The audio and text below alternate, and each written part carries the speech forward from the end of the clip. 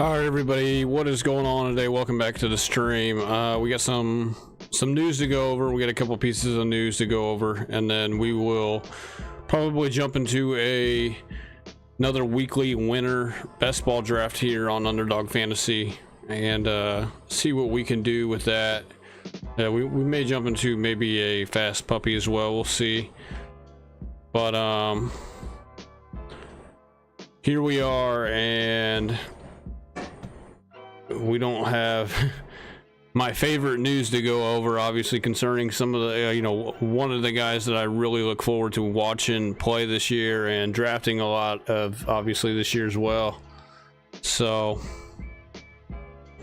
little unfortunate that this guy, it looks like he could have some competition here in the backfield with him. And that guy that we were talking about is obviously Rhamondre Stevenson. So let's go and jump into the news today. Let's go over the small pieces of news first. So Kendre Miller placed on the non-football injury list ahead of training camp. This is via Ian Rappaport on Twitter. So this is also from the Saints correspondent, Leo Sells here, Saints correspondent for Fantasy Pros, which is where we get our information. Miller is still dealing with the fallout of an injury that he suffered in college, which was back during the playoff game, if you guys do not remember. He will be forced to miss the start of training camp because of it. It's unclear exactly whether team experts it's unclear when exactly the team experts have him or expect him to be. I don't know why I can't read this. It's unclear when exactly the team expects him to be healthy. There's optimism that he'll be good to go before the start of the season. Any absence he has could lead to a bigger role for Jamal Williams or Alvin Kamara, pending the word on if he will get suspended, which we've already been over. And I said this to a degree. I didn't think he would be ready to go to start the season because he is coming off of a knee ligament injury from the playoff game, which I believe happened when did the playoff semifinal games happen? I believe it's New Year's Eve or New Year's Day. So this was only 7 months ago. So plus he's a rookie. I do think he's a sleeper for, like, say 2024. He's obviously, he was obviously a sleeper that I went over way back a few months ago. I said he could be something probably in a year or two. So I don't think he's going to get the opportunity this year for the most part. I think they're going to ease him into the rotation, and that may not start until week 3 or week 4, maybe potentially. And I don't think he's really going to get a whole lot of playing time this year, especially if Kamara does not receive a big suspension and there's no injuries to Williams or Kamara as well. So I'm telling you right now, I would probably start drafting Kamara a little bit more if you haven't already. If you can obviously get past him being a horrible human being, I would, if you don't take that into account and you still draft players, I would consider getting him in round 8.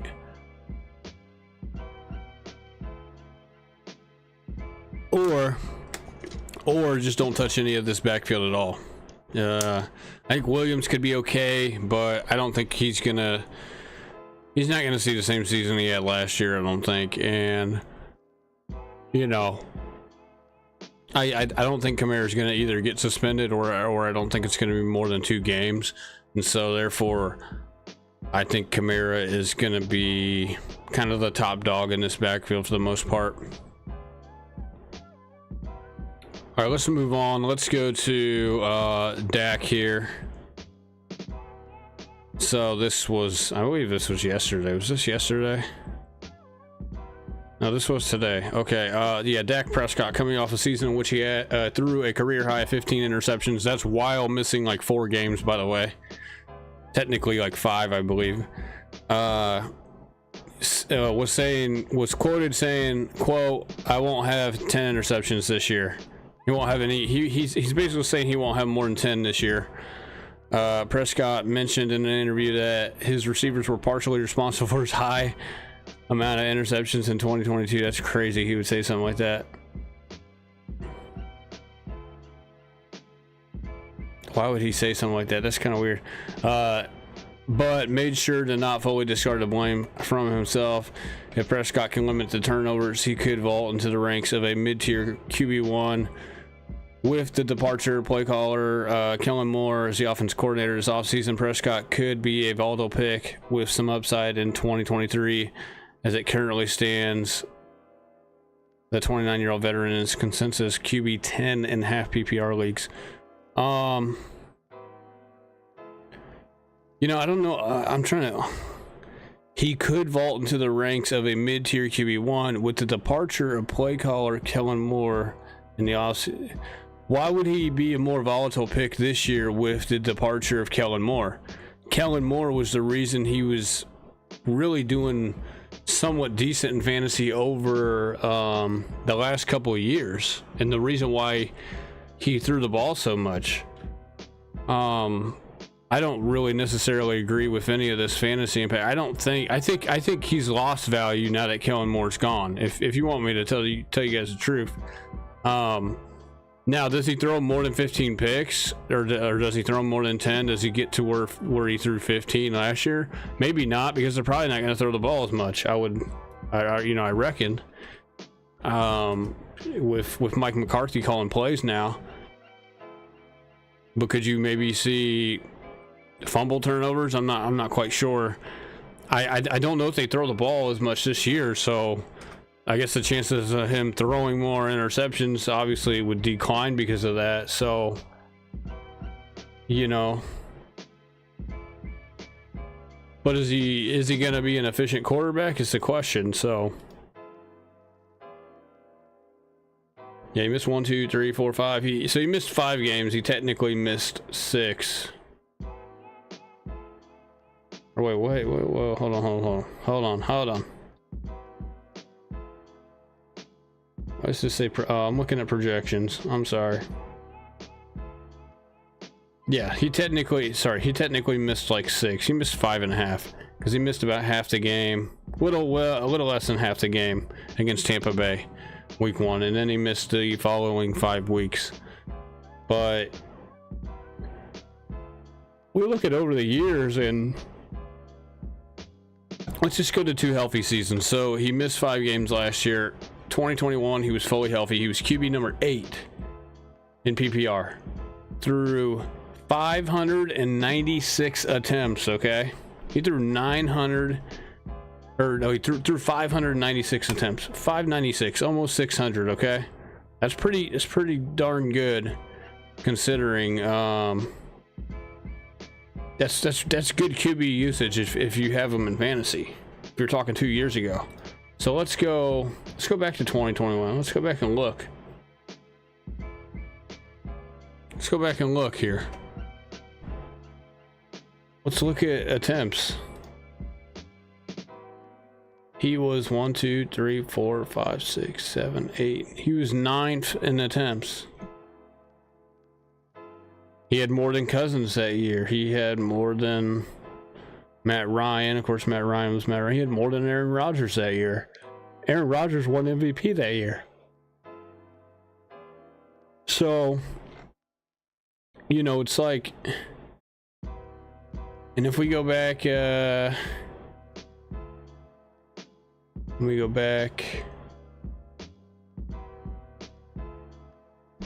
I can just look on my team. He's technically on my team. He won't be on my team here before too long, but he was on my team to finish off the season last year. He had an injury, obviously, 2020. He missed a ton of time with the ankle. 2019, no, 596 attempts again. What do you know? He's got 2 years of being fully healthy in 2019, 2021. 596 attempts. I believe Kellen Moore was the OC this whole time. He was the number 2 quarterback in fantasy that year. Okay, so how does Kellen Moore... Somebody explain this one to me. How does Kellen Moore leaving help Dak Prescott in fantasy football. I don't understand it at all. This could be a volatile pick with some upside in 2023. Now that it says with the departure of play caller Kellen Moore in the offseason, Prescott could be a volatile pick with some upside. No, I don't think so. I think his upside's down. This is why I didn't have him ranked that high. I think I had him ranked, what, 15th on my quarterbacks list. This is why, though, because Kellen Moore's not there. I don't like when quarterbacks lose their offensive coordinator. You look at Josh Allen, he lost his offensive coordinator. You know, you could tell he misses Brian Daboll a little bit. Brian Daboll went to the Giants, and all of a sudden Daniel Jones in his first year kind of upped his play a little bit. Offensive coordinators matter to quarterbacks more than anything. Whenever you see like an offensive coordinator, I will say it's a little different with Mahomes. Okay, I know Bieniemy left Mahomes, but it's a little different because I don't think Eric Bieniemy was actually the offensive coordinator. I don't even think he was calling the plays. I think Reed was. Reed is kind of the more of a quarterback whisperer for, you know, in terms of talking about Mahomes and what Eric Bieniemy is. I don't think, you know, same thing with Shane Steichen. Shane Steichen moving on now from Jalen Hurts. Maybe that could, you know, that might mess up, you know, that might mess with a little bit of, you know, Jalen Hurts' upside. But the, you know, the good, like, you know, you look at like Doug Peterson coming in for Trevor Lawrence last year. He's kind of a quarterback whisperer. He's a head coach. He's not an offensive coordinator, but he was able to up Trevor Lawrence's play from last year. And so, and I think Kellen Moore is a guy like that for Dak Prescott. So the fact that he's gone now, you know, it's gonna matter. It's gonna matter come football time. You guys, you know, you guys will see. It's gonna matter. I don't think Dak's gonna. I don't think his upside is trending upwards. You know, I don't think his play is trending upwards because of the move of Kellen Moore being gone. So I think, in fact, I think it's gonna go the other way. So we'll see, man. We'll see about this. I don't know if he gets to 15 now. If he plays every single game, there's a chance he gets to 15. But you know, let's call it like 11 or 12. Okay, let's call it 11 or 12 interceptions here. Let me let's look at what he's done over the years. Actually, through 15 last year, through 10 the year before that. So in his two really good years that he played with, you know, he played all 16 games or whatever. I guess this could have been 17 games. 10 interceptions and 11 interceptions. So he's prone to throwing double-digit interceptions for the most part.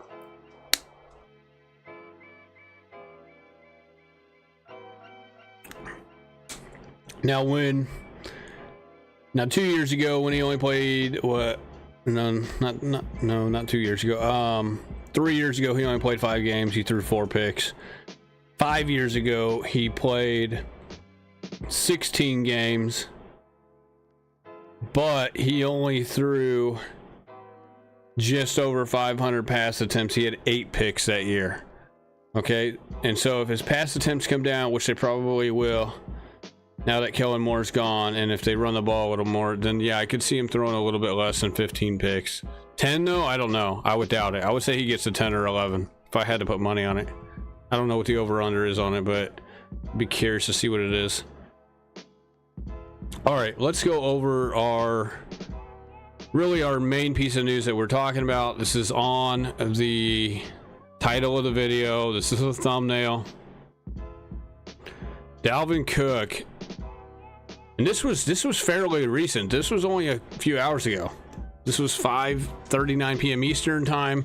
Leo Sells again from Fantasy Pros. This is brought to us from Michael Smith. It doesn't say where he's from, and I really have to look at the odds. I almost want to bring up the odds here.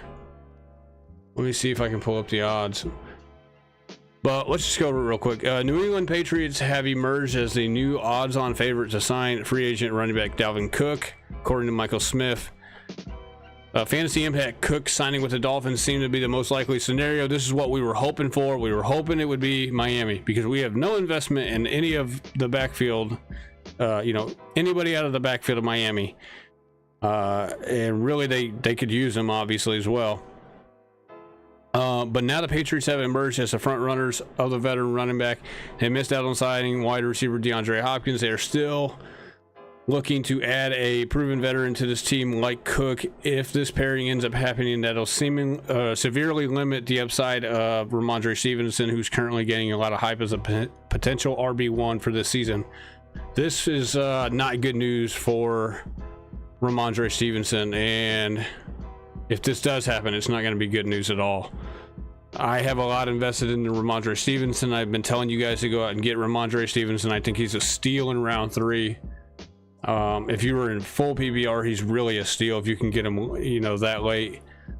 And then also if you get like receiving, like a 100-yard receiving game bonus, or even a 100-yard rushing game bonus, if you have that in your league as well, that could also help you out with this guy. But if they get Cook, man, it's man, I don't know what to think other than I'm just going to be mad because I really like this guy. This guy has the red carpet laid out for him to become a top 5 running back in fantasy this year.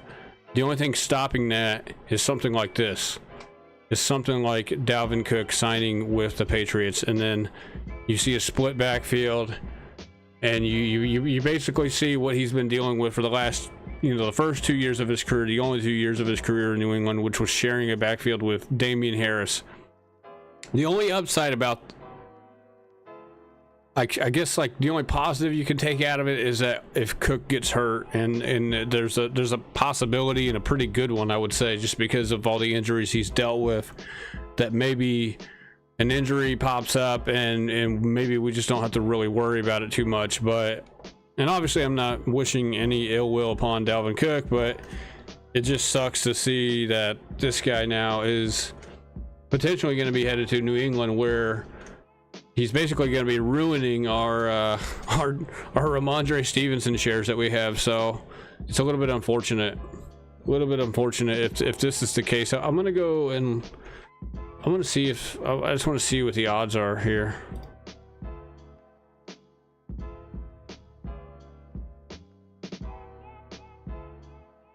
I want to see what the odds are.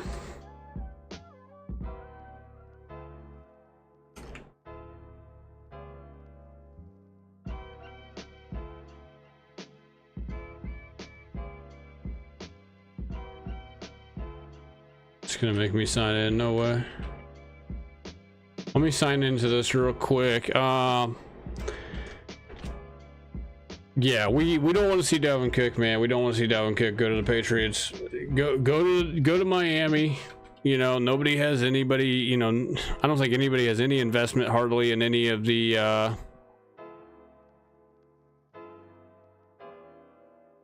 Dolphins backfield. So go to Miami, Dalvin. If you're watching this, go to Miami, make some money, enjoy South Beach. That's where you grew up. You know, that's where, you know, you went to college at Florida State. Go back and see the fam.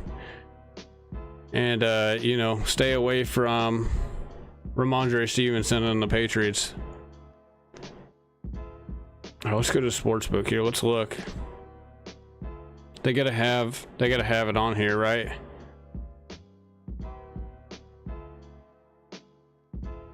Team specials.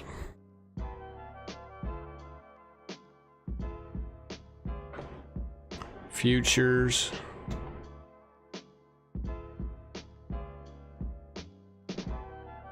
This has got to be on here somewhere. I just want to see what the odds are, you know?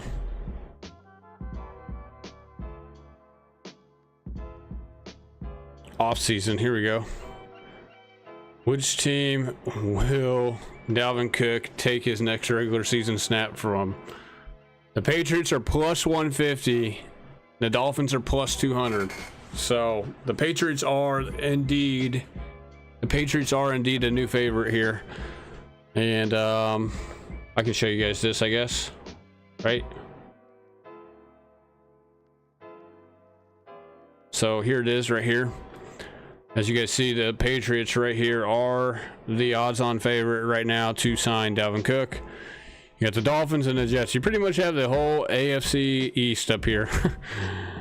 Patriots, Dolphins, and the Jets. We don't want to see him go to the Jets because we got Breece Hall. We don't want to see him go to the Patriots because I don't have Stevenson on my main teams, but I've been looking to draft him in the redraft leagues, and I've also obviously been looking to maybe add him on my auction league. We'll see.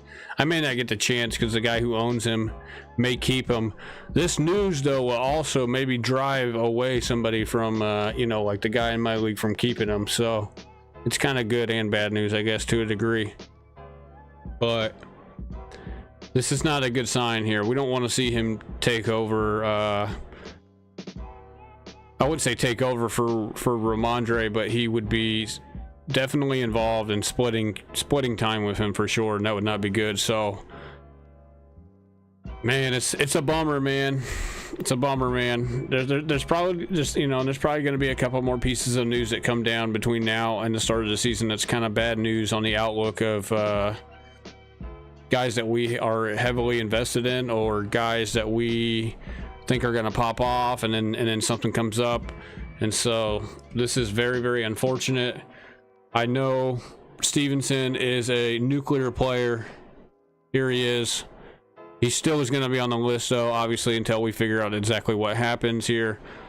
And here, here's the nuke player list right now. These players are going nuclear in 2023, dropping mushrooms on the competition. Draft as many nuclear players as you can to demolish other league members in fantasy football this year.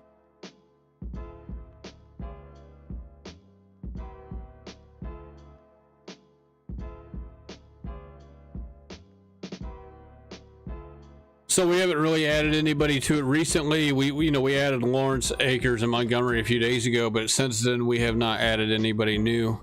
Like I said, Stevenson has been on this list for a while now. We've been on the Stevenson train dating back to like April, and so it's super unfortunate, man, to see this piece of news out there. But we have to go over it. I'd be curious to know what any of your guys' thoughts are on this. If you guys have any thoughts on Stevenson, if you guys don't watch this until after the stream is over, be sure to comment as well, and I will answer comments offline as well. But man, it's really kind of a kick to the nuts, man, for us who are heavily invested in Stevenson. I mean, I have tons of Stevenson shares on Underdog Fantasy, so I don't want you guys to be like, oh, you said Stevenson, and this and that, and now this is happening. Look, you got to adjust. You got to be able to adjust. I'm going to tell you guys about guys who I really, really like, and then something's going to pop up in the news, and then we might have to switch gears. We may have to adjust on the fly. We may have to, adjust our draft strategy because of certain things that come down the pipe. If I could predict that, say, like, Cook was going to be a Patriot back in April, I'd be like, hey, don't draft Stevenson. They're going to go get Dalvin Cook. You know what I mean? But we don't know. Nobody's a fortune teller. We make gut calls based off stats and other information that we have available to us, but we only have the information available to us that's out there in the present day. So let's go ahead and jump into a weekly winner contest. I'm gonna enter in like 5 seconds if you guys want to get in with me, so go ahead and click it right now.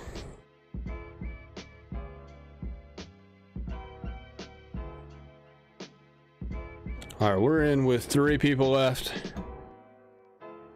3 people left to fill.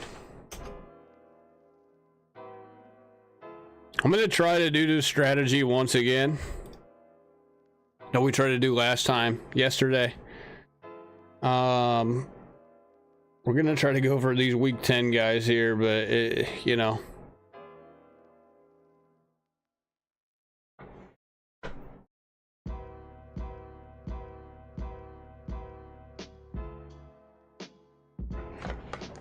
Week 10, we got the Chargers at home against Detroit. We got New York against Vegas. I will say ultimately, looks like we're waiting on one more person here. I will say ultimately that I would rather see him go to New England than I would New York, because I have Breece Hall as a keeper in my auction league, and I may not end up keeping him if Cook goes there. I may just let him go back into the draft pool. I may still draft him, but I don't think I would keep him, is what I'm getting at. So let me go to the full screen so I can pull up my phone view here and get it to where it needs to go here.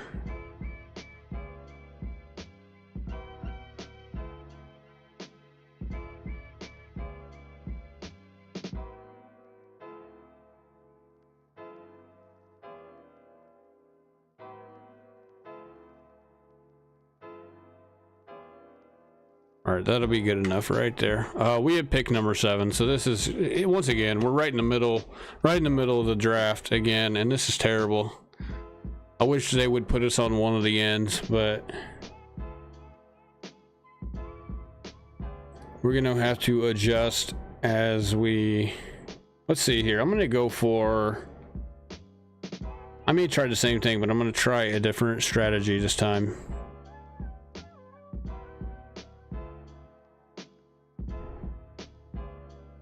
We're not going to be able to get our quarterback in the round 4. I just already know we're not going to.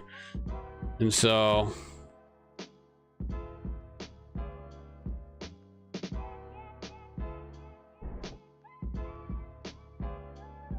what's week 11 look like?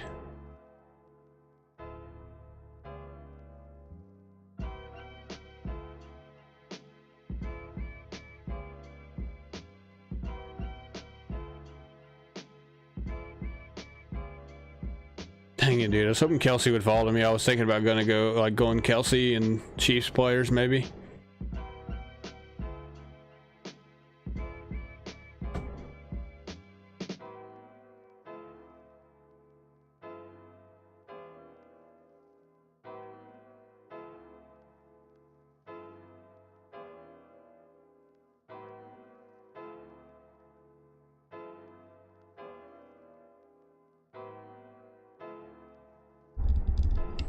Or McCaffrey just went.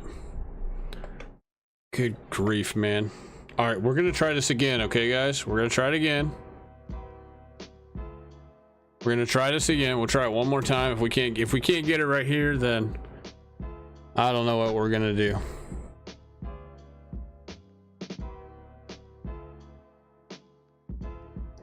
We could also get some Baltimore guys maybe for week 7.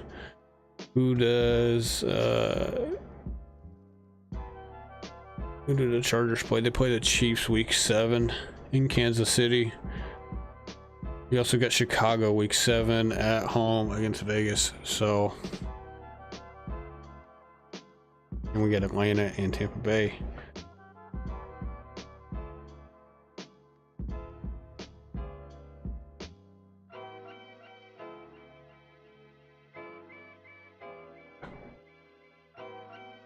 Where is my pop-out chat?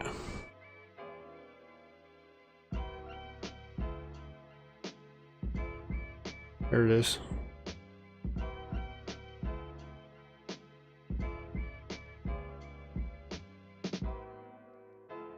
All right.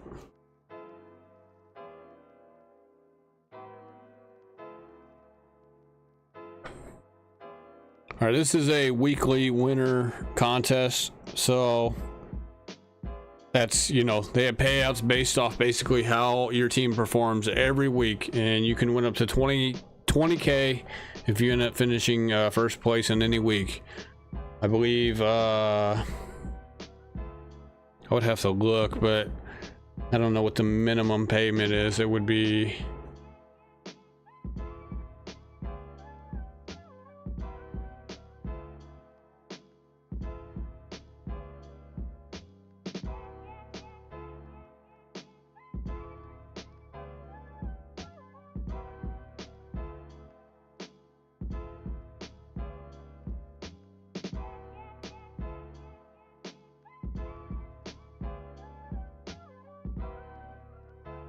Let me see what the minimum payment is real quick.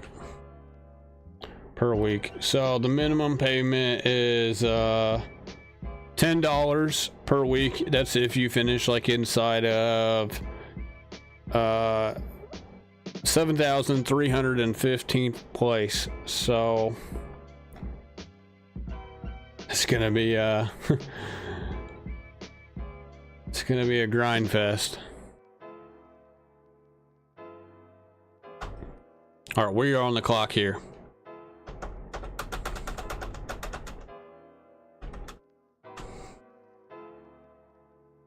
All right, guys, this is what I'm gonna do.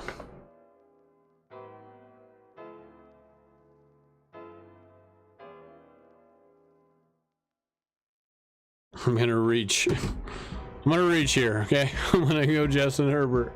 I know what you guys thinking that's a reach. Yeah, that is a big time reach.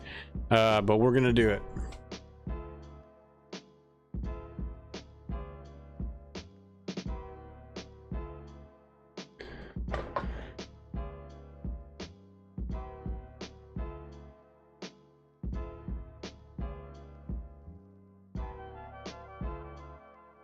Got when Jalen Hurts, Patrick Mahomes here at the at the 12 spot, man. Holy cow. I've never seen anything like it. That's kind of weird.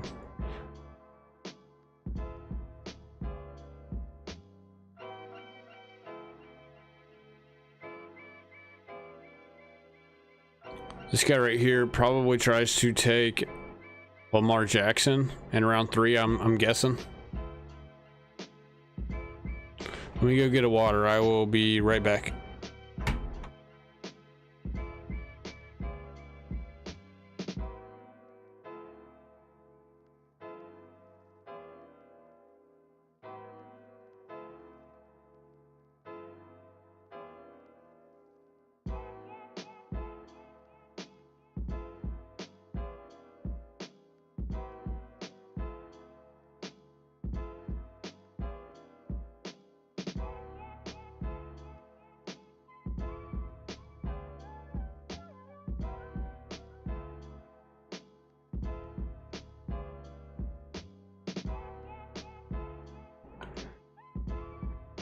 Justin Fields was taken with the first pick in round 3. That's a little early as well.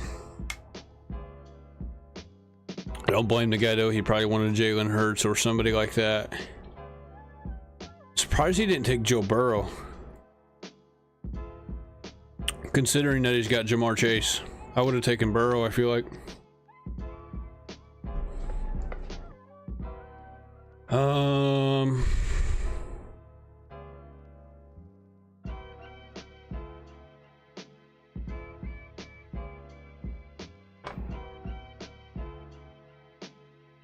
Lamar Jackson, T. Higgins, Joe Burrow are at the top right now. Josh Jacobs, Stevenson are right behind him.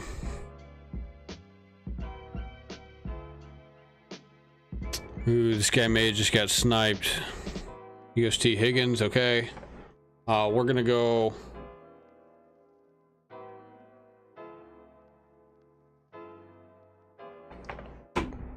We're gonna go Keenan Allen, I guess, right here. I'm hoping that we see Gibbs. I'm not for sure that we're gonna see Gibbs, but you never know. You never know.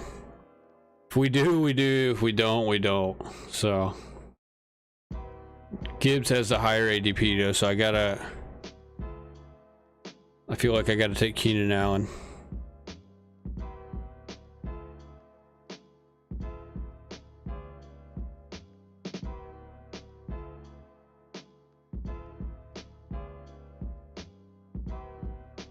Go Stevenson.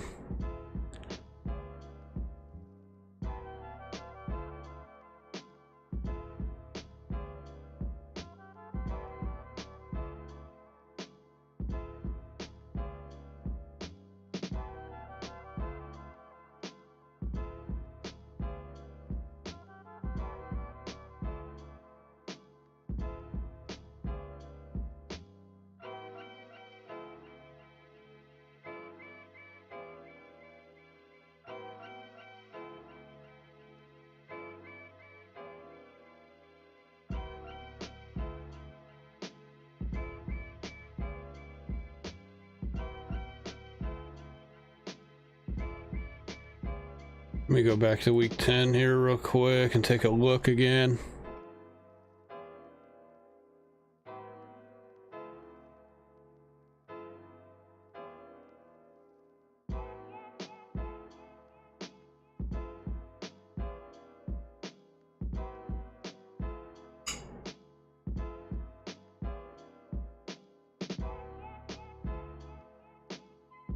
Somebody take Hopkins already? Where's Hopkins at?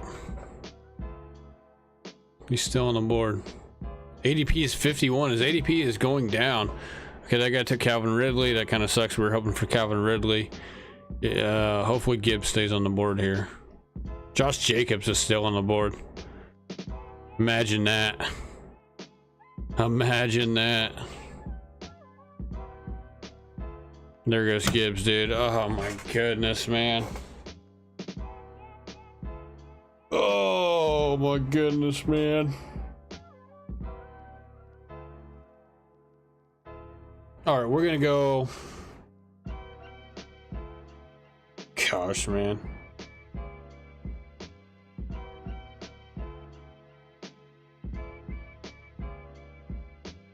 I'm gonna take Travis Etienne here. Maybe get a little bit of a Jacksonville to go with this team again, dude. I don't know. See, this is the thing. It's I gotta have one of these picks to do it. I have to have like 10 or 11 to do it. To do this strategy.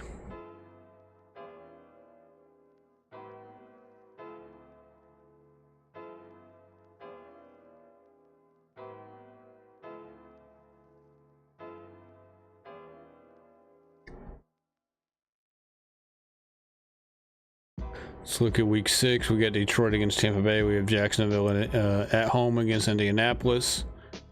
And then Chargers. So like we can, you know, like I said, we can build off this week 6 week again. Maybe a little differently than what we did last time though.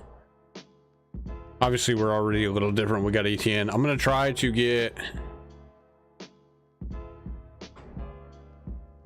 get another quarterback here.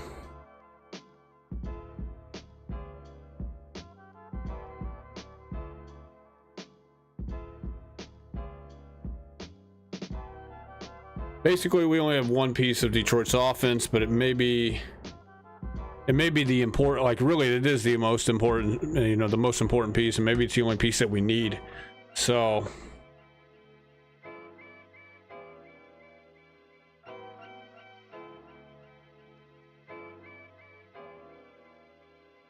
J.K. Dobbins goes. Hawkinson and Kittle are still on the board, so one of these guys will go, probably Hawkinson.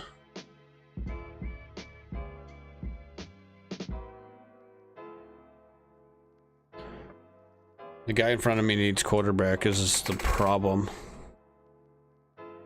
The guy in front of me and behind me needs quarterback. This guy will not take Hawkinson because he's already got Mark Andrews.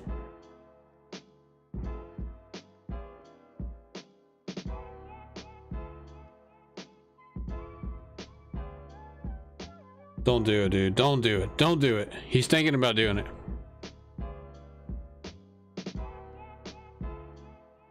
Okay, he took Kirk. Okay. I'm gonna go Trevor Lawrence right here. So we got Lawrence and ETN. We missed out on Kirk and Ridley, unfortunately. You know, it is what it is. We do have Keenan Allen, though, to go with Herbert. St. Brown.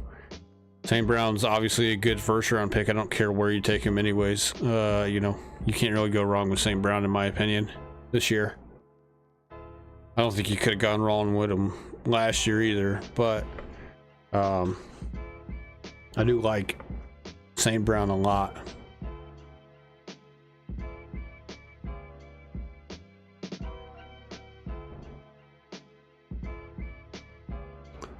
We can go to full screen here. These are the players who are available. You know, Kenneth Walker is at the top of the list. Tyler Lockett, Tony, Gabe Davis, Cam Akers, Deontay Johnson, Godwin, Marquise Brown, and Dallas Goedert. Hawkinson and Kittle just went after me, so no surprises there, really. Aaron Jones and Madison. There goes Mike Evans. This guy needs to take a running back here. This guy in the 12 spot. I give you a freebie, dude. Take, really, you can't, I don't know. He can take Walker or Akers. He should probably take Akers.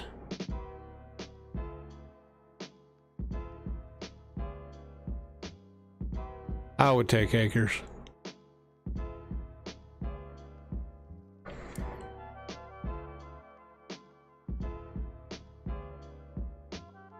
Took Dallas Goedert. Okay, it's a little different. He does have Jalen Hurts as a quarterback, though, so maybe that's probably why. A little bit of a stacking option there.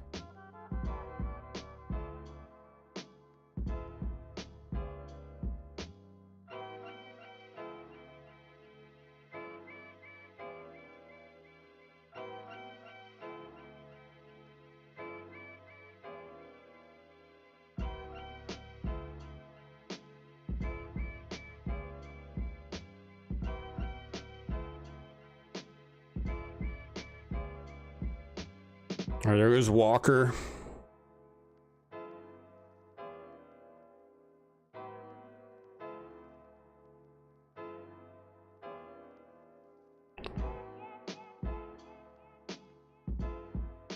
Looking at this week 6 again.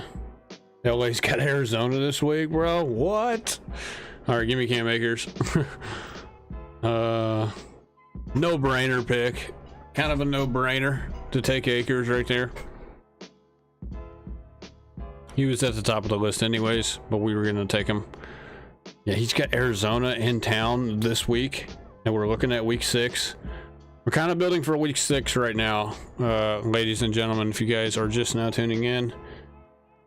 So, you know, we got Detroit against Tampa Bay. We're going to get some Detroit guys. Obviously, we didn't get Gibbs down here in round 4. But we have Jacksonville guys who, you know, a couple of Jacksonville guys. They got Indianapolis in town. They're at home against Indianapolis. And then you got the Chargers who are at home on Monday Night Football against the Cowboys. We got the Rams and, you know, a Detroit guy as well. So, and we got quarterback stacks. So, I would almost rather have Ridley though than ETN if I'm being quite honest, but you know, Ridley and Gibbs both went right here, 2 and 3 picks before our pick, so it's a little unfortunate. I will say that if you get like pick 9, 10, 11, 12, somewhere in this range, you could easily go for this week 6 strategy. If you target these teams, you can get all of these guys easily. And then really you can have your pick at either Ridley or Gibbs or whoever.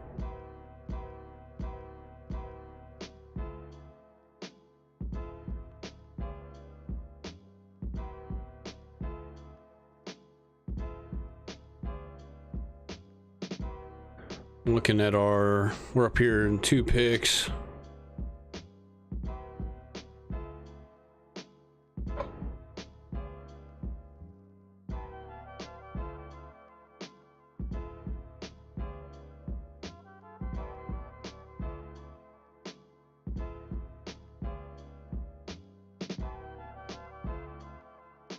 I was going to take Montgomery. He just took Montgomery. That's unfortunate.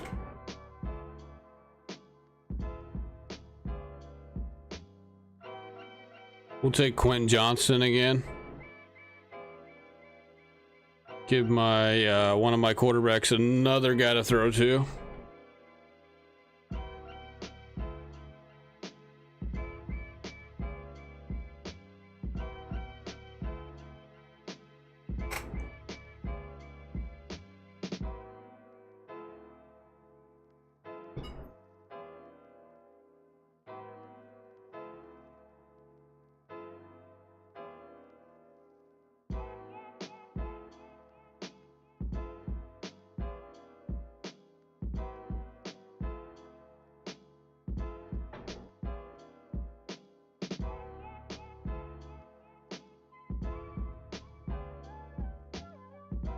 All right, let's see if there's anything. So this guy still needs a quarterback right here. This guy, I don't know what this guy was taking, bro. I wish people would quit doing stupid stuff. Like, People must be super high. There must be some people out there that are just so high on Judy. I don't understand it, to be honest. I really don't. This guy should have taken Joe Burrow right here. He should have taken, well, actually, the guy here in the first spot should have taken Burrow instead of Fields. But this guy, Tony Pollard, like, instead of Judy, take Hopkins, dude. Take Kirk. Well, he got McLaurin anyways. I don't know. He should have taken Hawkinson right here, I feel like. Should have went Hawkinson, stacked him with Jefferson. He could get Kirk Cousins down the line since he's waiting on QB. I just don't get it, man. I don't get it.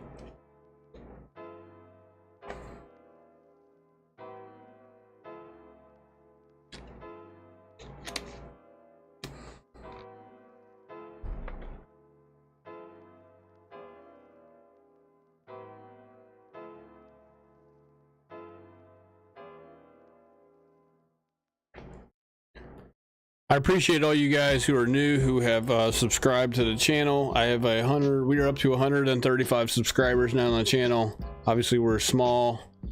We are building, but I appreciate each and every one of you guys who have subscribed to the channel. All right, let's go. We're on the clock here. Let's go.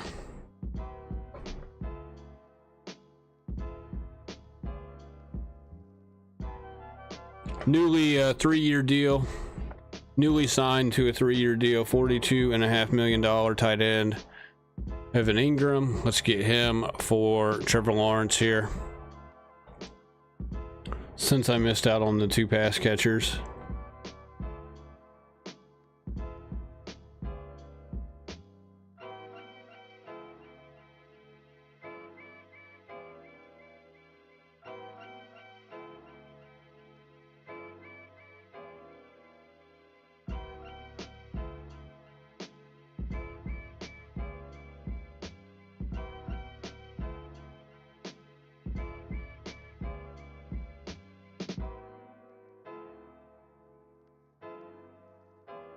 Ugh.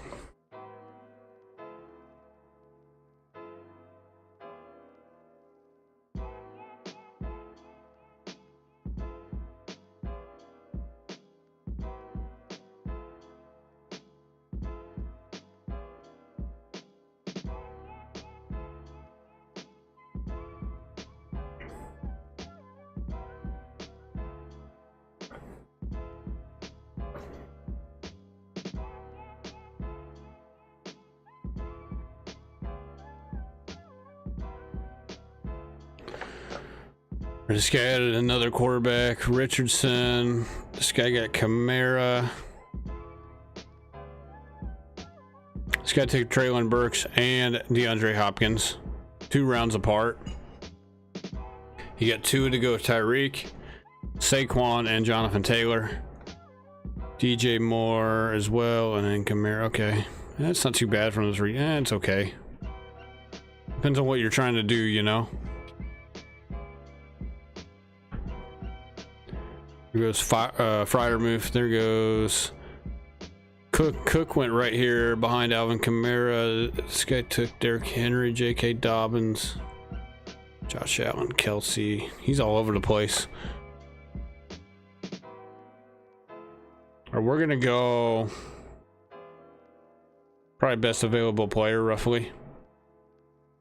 Which I don't know who that is at this point. We'll see.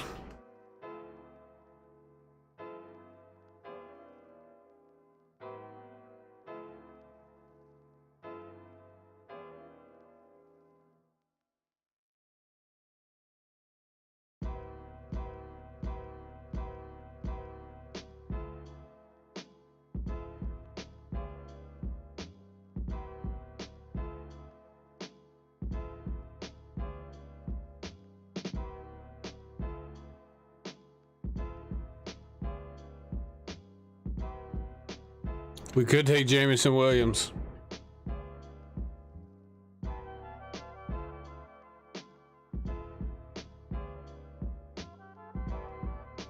Screw it. We'll take Jameson Williams here, and we'll just take a gamble here on like a later week, maybe week 10. You know, Take a gamble. We got Detroit against the Chargers week 10, and so we have a little bit of exposure here to the Chargers.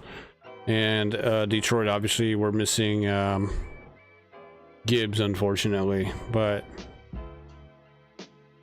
And then we got some exposure to Jacksonville, and we have Cam Akers. So Cam Akers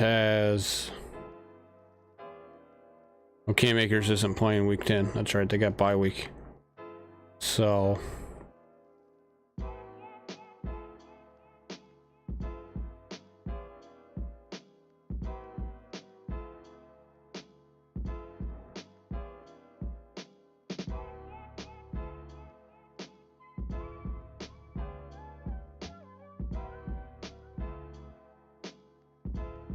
sitting here looking here at week 10, I'm just taking a hard look and seeing if there's anything I'm missing as far as players. Arizona could maybe provide a little bit. They are at home against Atlanta. Atlanta's defense isn't the greatest. At least it wasn't last year.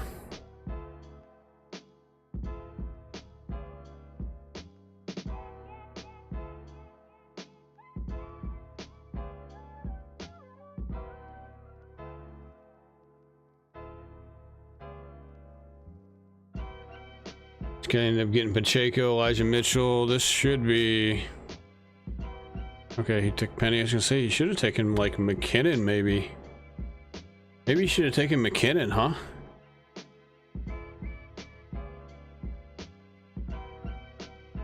Who did the Chiefs have on week 6 here? They got Thursday night against Denver. Good grief, Thursday night game.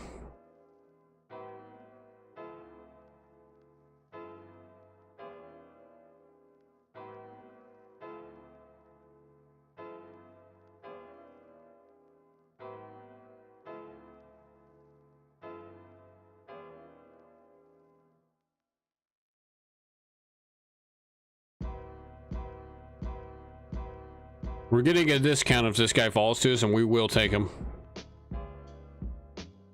Oh, I thought he took him. He didn't. Okay, he took Zay Jones. That's fine. We weren't going to take Zay Jones anyways. We're going to take Tyler Boyd. Cincinnati's at home against Houston this week, and it's a noon game, which is good.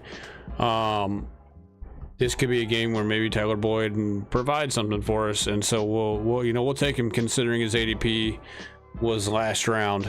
He should have went like what was his ADP, 105 or something like that, 105.7. so we got him at 114. We'll take the discount. So far, this is what the team looks like right here. So we got Herbert, we got Trevor Lawrence, we got ETN and Cam Akers, St. Brown, Keenan Allen, Quentin Johnston, Jameson Williams, Tyler Boyd, and Evan Ingram at tight end. So it's not too bad. This is what the top of the board looks like. Bunch of running backs, which I know we need another running back or two, but we'll find a couple, don't worry. Remember, this is weekly winners, so it doesn't, we're not shooting for overall fantasy points per week. We're looking to target specific weeks. So if we have a couple of bad weeks, that's fine. You know, if we have a couple of bad weeks because we have a bunch of guys on bye, that's fine. So yeah, I do need Goff. I was thinking about taking Aaron Rodgers though, to be honest, but I will take Goff. See, there goes A-Rod. A-Rod just went right there.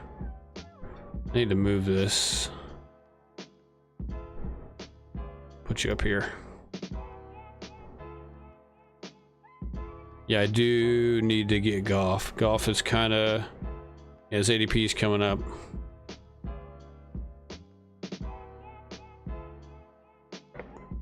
I don't think we have to have Goff, but it would probably help. Probably would help. I'm seeing if there's anybody we absolutely need over Jared Goff. I don't think so. I don't think so. Let's go ahead and take Goff. Like I said, we're shooting for just a couple of weeks here. I mean, I know Goff and Lawrence have week 9 buys, so it is what it is. We're not going to be competitive every single week, and I don't think that's really... I don't think anybody who drafts like good teams that win certain weeks, there's going to be certain weeks where they are not competitive at all, so it's not a big deal.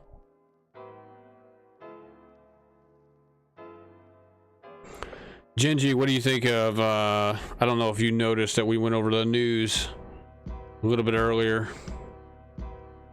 Well, we went over this news right here about the Patriots becoming the new odds-on favorite to sign Dalvin Cook, which could obviously affect Rhamondre Stevenson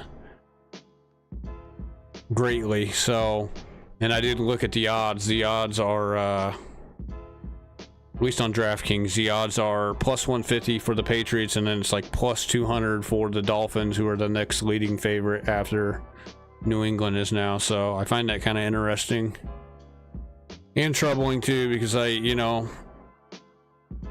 in terms of best ball and on Underdog Fantasy, I have actually quite a bit of Rhamondre, so it's unfortunate that yeah, it'd be unfortunate if Cook went to New England. You asked me if I have Herbert or Goff. I do. Well, I got Goff now, but I have Herbert and T-Law. Yeah, plus 150 for New England. Yeah, interesting. Yeah. It's gonna suck, man. It's gonna suck for anybody who has shares of Stevenson, which I do. Plenty, I don't know. I can let me see what my exposure is here too.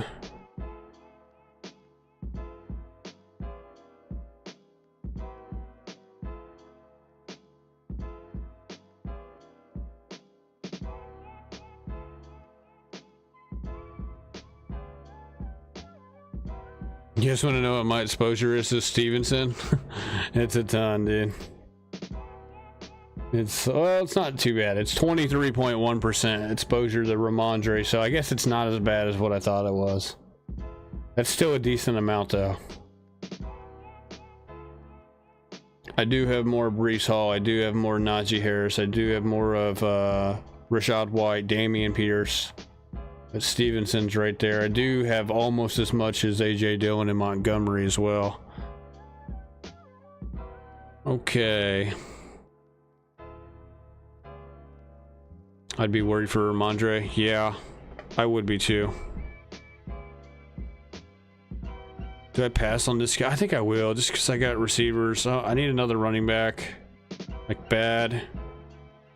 I might as well get the backup. I might as well get the backup to ETN, because I got ETN on this team. I might as well take Bigsby as well.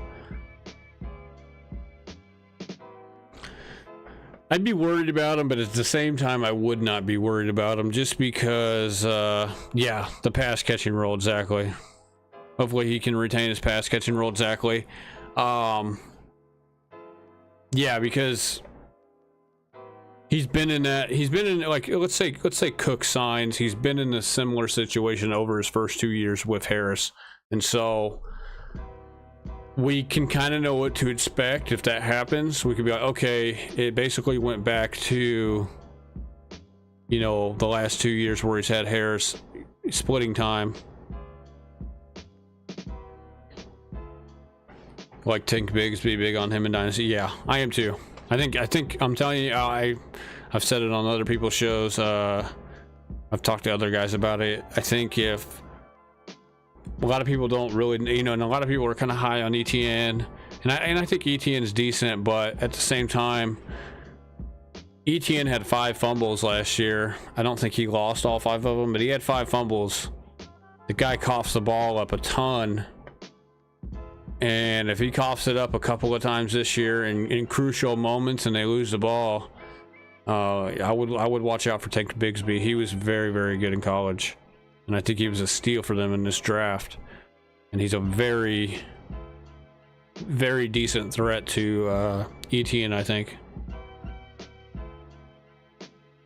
Dalvin's better than Harris, LOL. Yeah.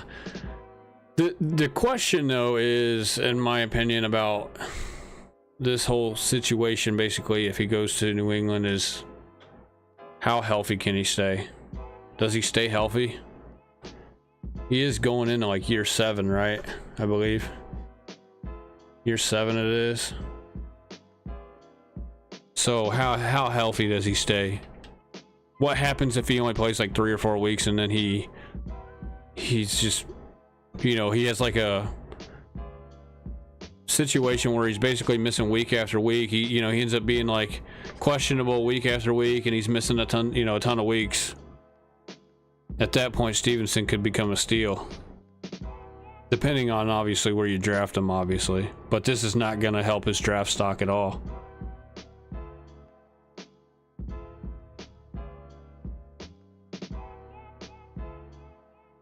I'm going to take the guy at the top here. I'm going to go ahead and get Gerald Everett. Like I said, we have Charger players. We have a couple of Detroit players, I believe, right? Yeah, we got Goff and St. Brown, and then we have Jacksonville guys. Those are kind of the guys we were targeting. Remember, we're kind of targeting week 10 here. So right here, we are targeting week 10. You know, we picked up Tyler Boyd for this. You know, maybe he does something for us here against Houston. That's kind of a cupcake matchup for them. You never know. And then Jacksonville's not going to be really good for us week 10, considering they got San Francisco. But we have, go back. We have Detroit in an LA matchup, which we have a little bit of, obviously. And then we go to week 6. I believe week 6 is kind of the other week that this kind of helps us. We got Jacksonville at home against Indy. We have Cam Akers for this game right here against Arizona. He might be able to run for like, I would say he should run for at least 100 yards. And then we have Detroit against Tampa Bay. It's a little bit of a cupcake matchup for them. And then we also have the Chargers on Monday night. This could be a high scoring affair as well against Dallas. Yeah, 28 going into year 7. Yeah, he dealt with that shoulder injury, was wearing the flak jacket last year. He's really had multiple, I think, shoulder injuries over his career, and who knows, man. Obviously, this is just speculation, but look, you know, I said it, I think it was like Saturday, I said it, I think we found out like almost a week ago, I want to say like Wednesday or Thursday, we found out Hopkins was like plus 500 odds to go to Tennessee, and then the next day it turned into like minus like I think like 300 or something like that. So somebody knew something out there whenever the odds changed for him to go to Tennessee, and then what do you know, he ended up signing with Tennessee. So you know, maybe this is maybe somebody knows something out there, and that's why the odds have changed. So the sports books are not wrong very often. This is the thing. What's Dalvin's ADP? That's a good question. Round 8, 93. Let's see here. Well, this is a weekly winner contest, so it's going to be a little different than what it would be in a... So in a weekly winner contest, it's 90.7. He went 93rd. Let me see if it shows something a little different here.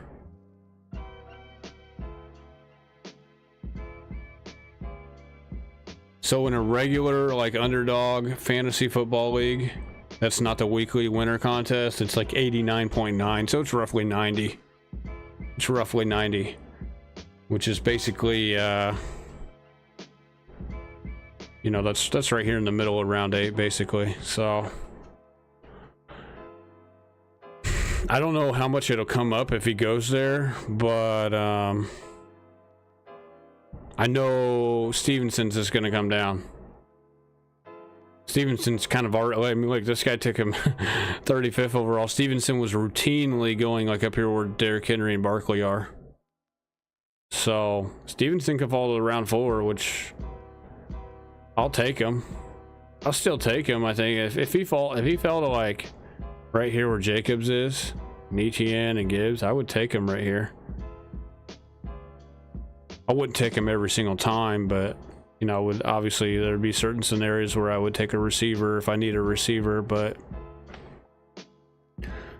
I don't think he's as valuable in Underdog as he would be, say, like a couple of my other leagues that's like full PPR. I also have out of position scoring that's double points, and so a pass catching running back is highly valuable in those leagues that I'm in, and Stevenson's obviously a pass catching running back, so this definitely does. Yeah, I'm you know, it's not official yet. He's not in New England yet, so I'll be curious to see what happens.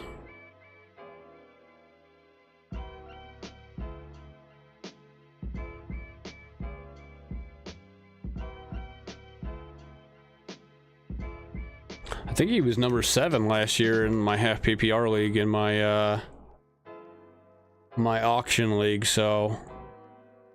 And that was, I mean, I think Harris was hurt a couple of games that last year, but let me see how many games Harris played. Damian Harris played, you know, like he got injured week 5. He only played 10% of the snaps week 5. He missed week 6, missed week 8, not 8. He missed week 9 and 10, 13, 14, 15, 16. So Harris missed a lot of time last year.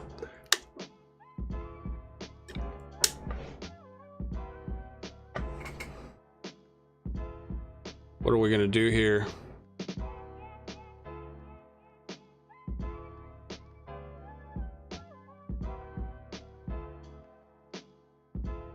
I guess I'm going to take this guy. I don't know. There's really not a lot to choose from here on the board. This is terrible. Jaden Reed is usually my guy I would have taken.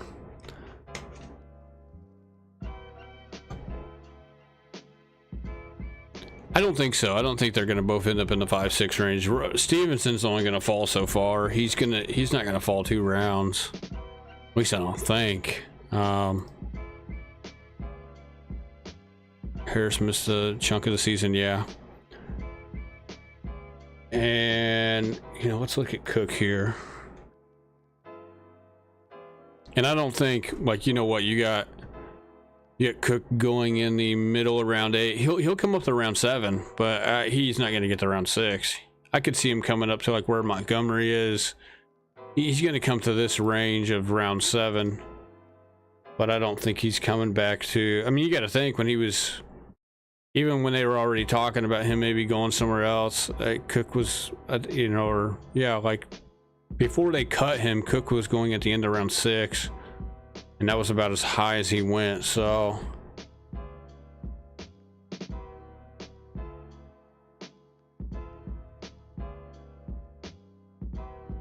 I mean, Cook has got so much mileage on him, man. So much mileage on him. I know he didn't really play a whole lot his first season because of the injury, but still. Be curious to see. I haven't really looked. I'm gonna look at his efficiency stats from last year. I almost want to see what his efficiency stats were last year.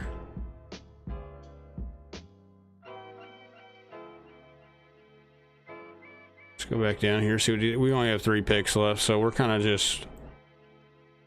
I don't even know who I'm gonna take here.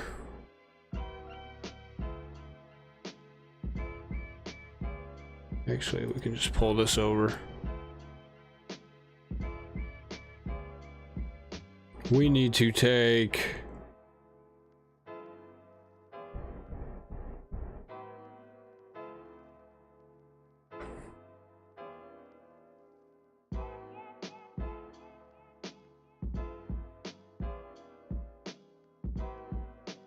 Shoot, it's coming up on our pick.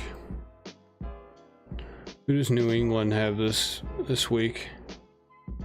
Oh, they got the Raiders. Psh. Got the Raiders. That guy took my guy.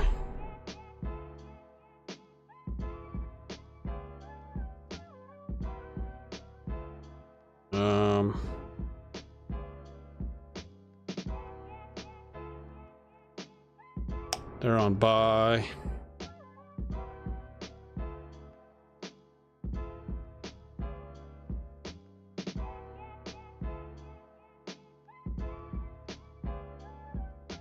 I'm gonna take that guy, I guess. We need to get some running backs. I didn't realize I only got 3 running backs. This is... All right, let's look at Cook. Efficiency last year.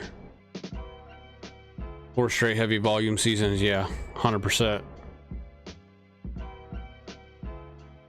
So he was 37th in true yards per carry, yards per touch, 27th. Juke rate 39th. That's not very good. Evaded tackles was 15th. That's not bad, but his juke rate and evaded tackles kind of go together. Juke rate was 39th, so that's not the greatest. Yards created per touch, 42nd. That's like the huge one. Yards created per touch is a big efficiency stat. 42nd. Rhamondre Stevenson was like, I want to say he was top 6. He was 6th overall in yards created per touch. And Stevenson was 3rd overall in juke rate and evaded tackles last year. He even actually had better breakaway run rate too, I believe. Cook's breakaway run rate was 30th amongst all the running backs last year.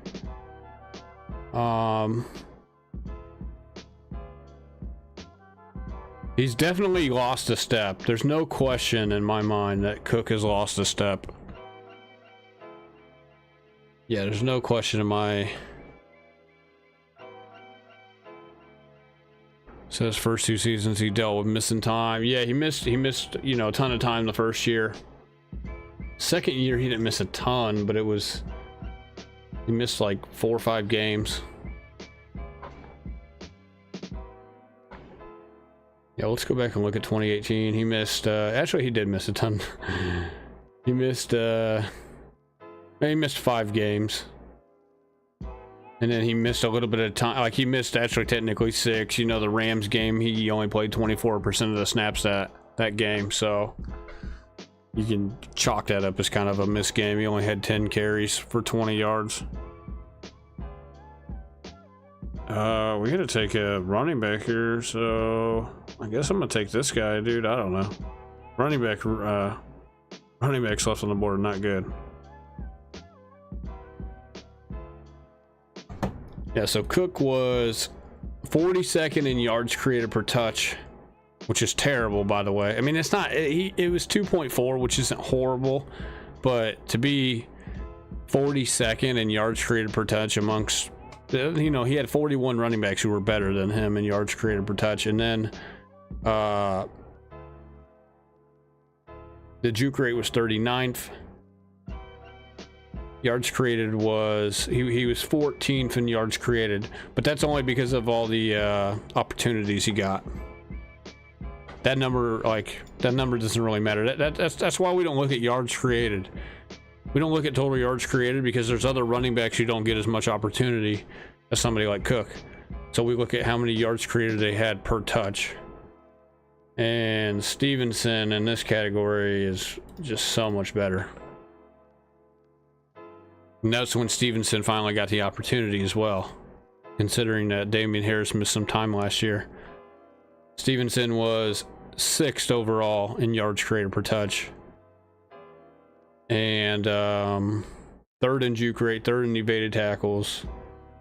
Slightly better in breakaway run rate, not much, but slightly better. And he even created more yards. Like, he even created more total yards than Cook did. And I think you could argue that Cook had more opportunity than Stevenson last year. He had 39 catches, 264 attempts. Stevenson only had, what, 210 attempts? So about 54 attempts less rushing the ball. And he did catch, what, 30 more balls than him, but still.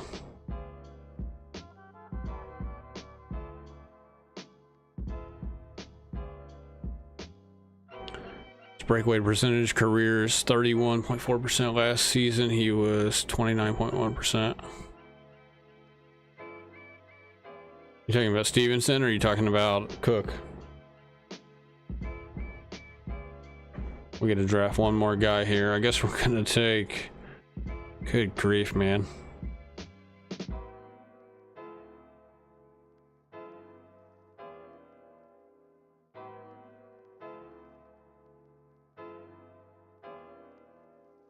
Let's take this guy just in case something happens to, you never know, just in case something happens to Eckler. Yards after contact percent was pretty close to his career percentage. Dalvin. Yeah. Dalvin just, I don't know. You can tell he's lost a step though. And Stevenson's a younger back. Really a little bit of a bigger back as well. 230 pounds. Close to 6 foot.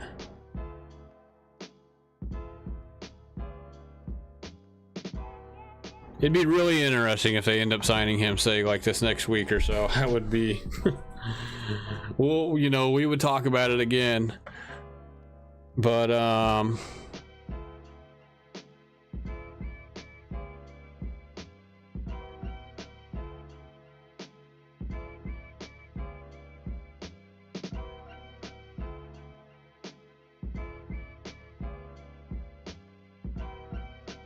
yeah, it doesn't look good for Dalvin. He's got maybe a year left, I think, of decent football. I don't think he's got much left, though, after that.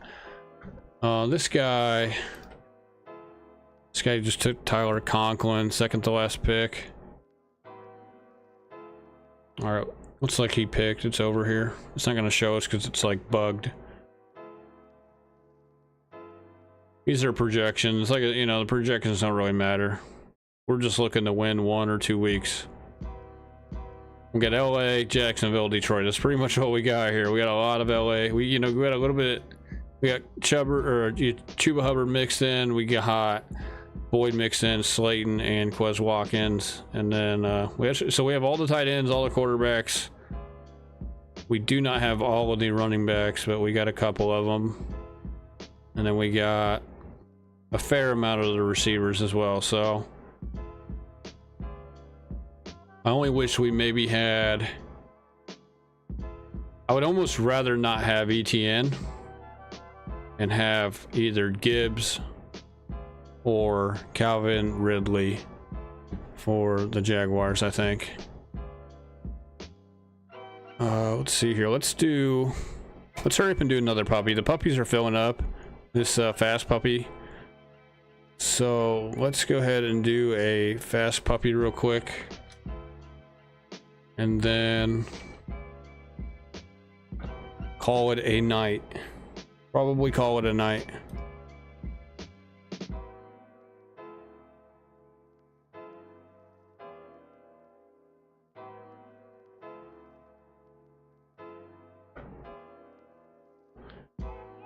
So definitely age, past workload, injury history, it's a concern. Yeah, 100%. I mean, I'll be curious to see if they do sign him, how much money they give him.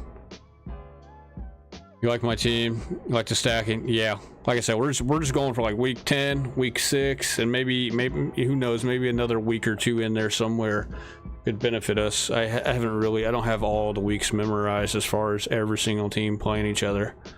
But there might be a couple more weeks where we could see a big Jacksonville game, even a big fantasy production game from the Chargers or the Lions. I like those 3 teams really a lot this year. I think you know, there's a couple weeks where you get pieces of either 2 of the 3 of those teams that you could end up having a pretty good week, and that's all that matters, is that we get one good week.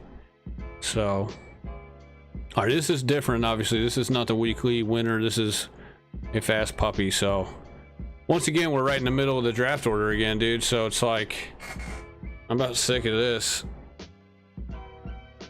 I'm about sick of this algorithm giving me pick 6, 7, 8, and 9. It's terrible.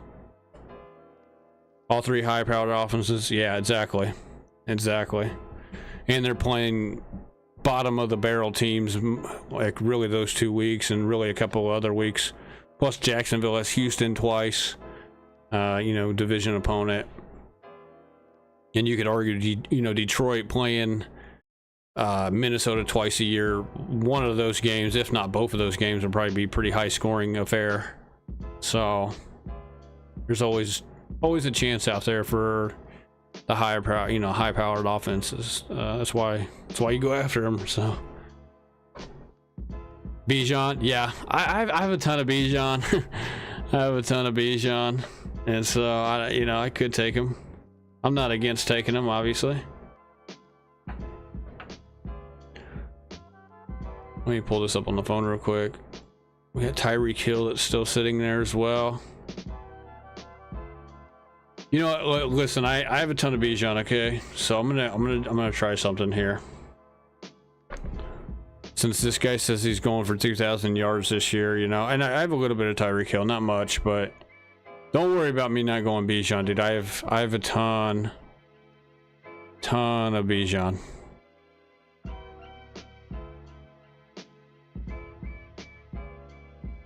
Yeah, I've diversified, I think, a lot. Let me see how much Bijan I really have here.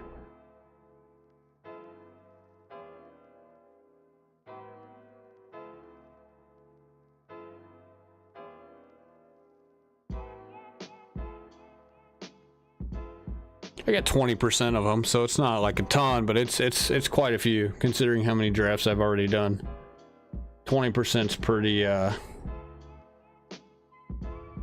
it's really a lot.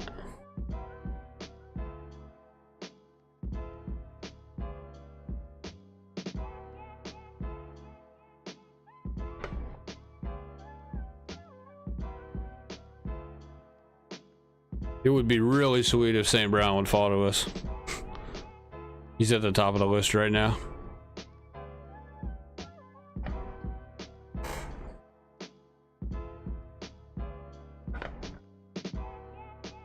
You think Tua stays healthy at all this year? Who is your highest owned percentage? Jaden Reed. Jaden Reed's my highest percentage. I pretty much take him in almost every draft. Like down here in round 14 or 15 or whenever he goes. So Jaden Reed's pretty popular. Yeah, I got 61.2% of Jaden Reed. I have a ton of Jaden Reed.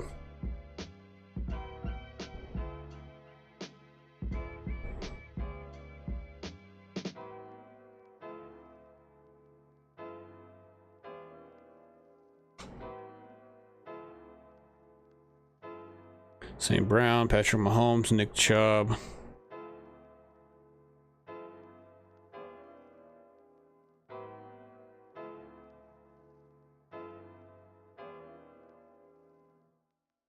I have a ton of Mingo, but I haven't really been taking Mingo too much lately. I've been trying to diversify a little bit away from Mingo since I have a ton of Mingo.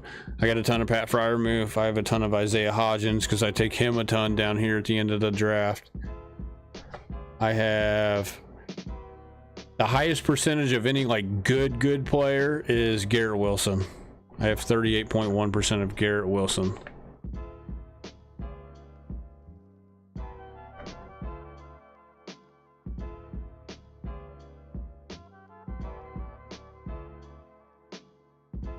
Well, I agree, and I don't really have much of Tua. I don't even know if I have any Tua.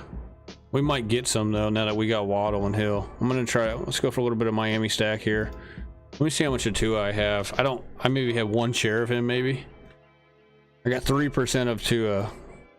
So I've drafted him 4 times.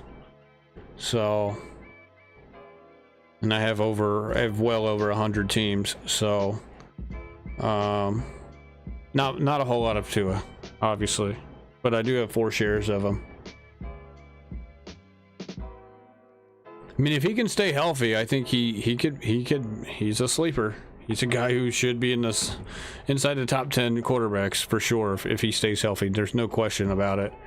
When you're throwing to these 2 guys right here, I mean, how can you not be a top 10 quarterback? Definitely need to and now, yeah. Yeah. Yeah. Definitely need him. We'll get him. I still want to go maybe another quarterback beforehand though, just in case, you know. We'll see.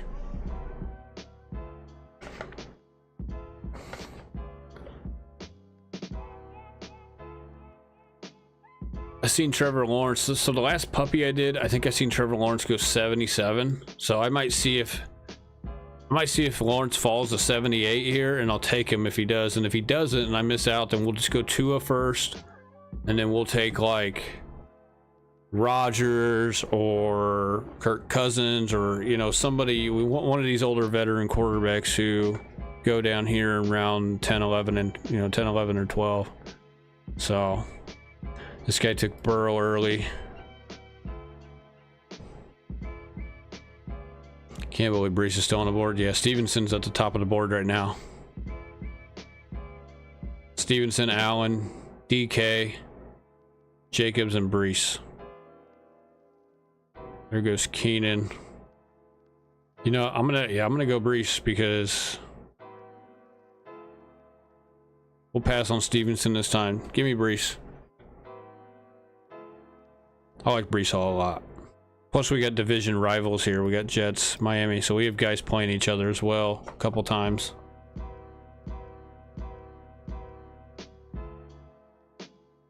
I don't know if you were around for yesterday we went over Jacobs.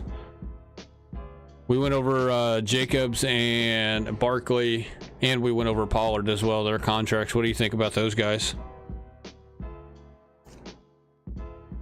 I mean, I've already kind of I've already given my spiel about it, but yesterday. You buying any of those guys? Are you selling? Are you, what do you think about those guys?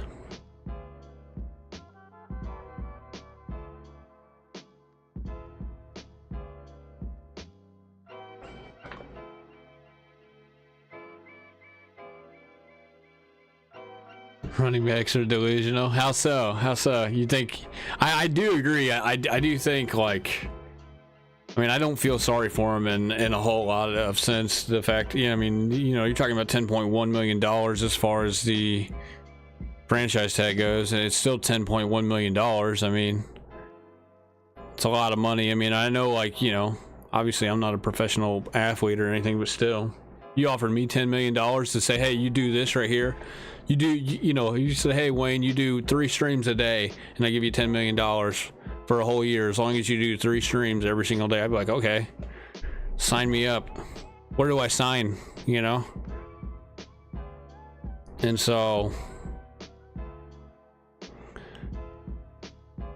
but, at the same time, I do think, I understand their cases for wanting, obviously an extension, a 3 or 4 year contract to lock them up, so especially if they performed in the past. And Jacobs obviously coming off of his rushing leader season.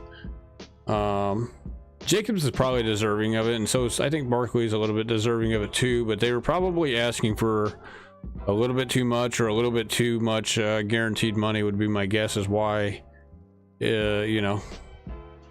My guess is, and I don't know what they were offered, but if like the Giants offered Barkley somewhere in the ballpark of 14 to 15 million a year, somewhere around that number, I reckon he probably should have taken it.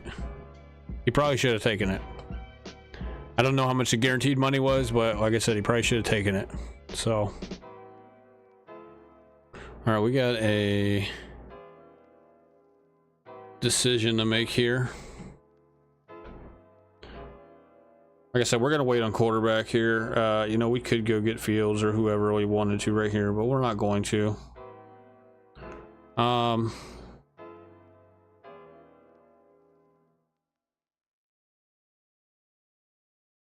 wish Ridley was there, but he's not. We're going to take Christian Kirk then. Just in case we get Trevor Lawrence. Just in case. I think Kirk is a solid 4th round pick anyways. So it's tough though with Watson and Drake London both sitting there, and McLaurin. I like all of those guys, to be honest. I think Kirk will be okay though. You know, a lot of people are like, well, what about Calvin Ridley? Calvin Ridley coming in, you know, does that hurt Christian Kirk? I really think both of them can exist. I think both can coexist in that offense if they're the real deal, and I think they are, and I think they showed last year, you know, taking my Chiefs to the limit basically in that divisional game. And really, you know, you looked at how they played all of last year. They are going to compete, and I think they are on the verge of being a high-powered offense. And so I think Ridley and Kirk can both coexist in that offense. I think they can both produce in fantasy this year. So I don't mind, you know, if there's doubters out there like, well, what about Ridley? Why would you take Kirk? I don't think it matters.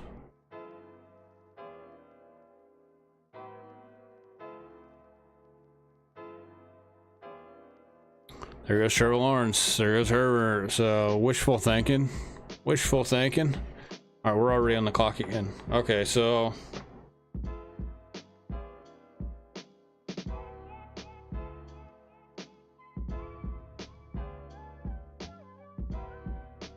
I don't care if Mixon's on the board. I don't like Mixon. I don't want Mixon. I'm taking Akers. I don't want freaking... I mean, I could have taken Dobbins. I don't mind Dobbins. I'm not taking Madison. Madison's on a high-powered passing offense.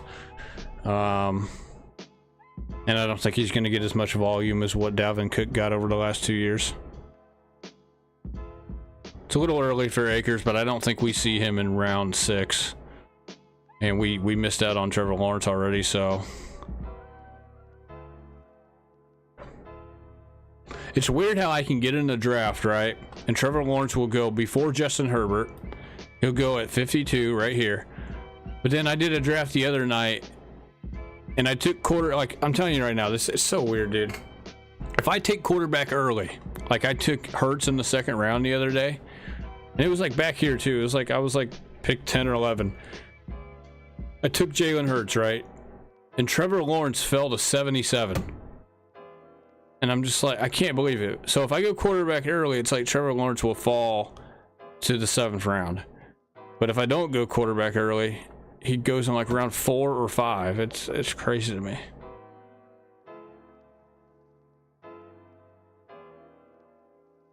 I think the franchise tag is the problem. Yeah, they call it the what do the players call it? The players call the franchise tag the like prison tag or whatever is what they call it, I think, right?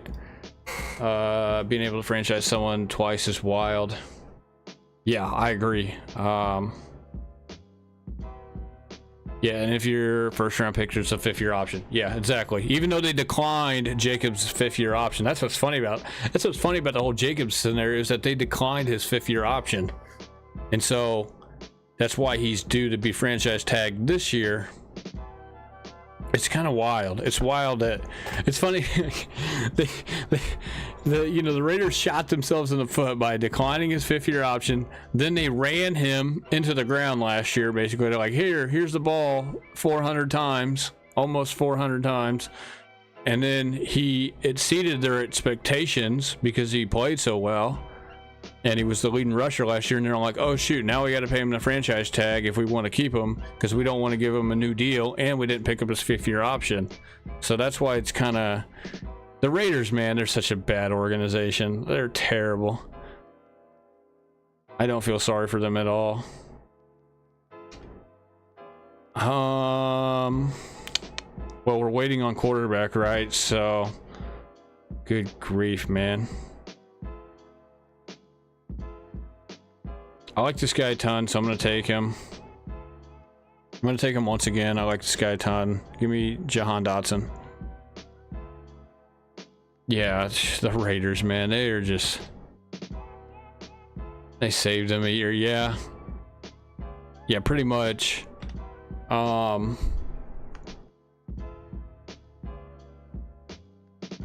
the Raiders, though, they are just... yeah, the Raiders stink. They are... terrible, man. They are horrible. Do I have my soundbite on here for them? I don't know if I have the soundbite. I should have the soundbite. The Raiders. It's Chris Berman saying the Raiders. They're freaking terrible, dude. I mean, they got Josh. They got Josh McDaniels as their head coach. He's a terrible head coach. I mean, Adams and Jacobs don't even want to play for them anymore, dude. That's how bad they are. They know that they're in for it this year. They got the second toughest schedule. They are going to be in for it this year.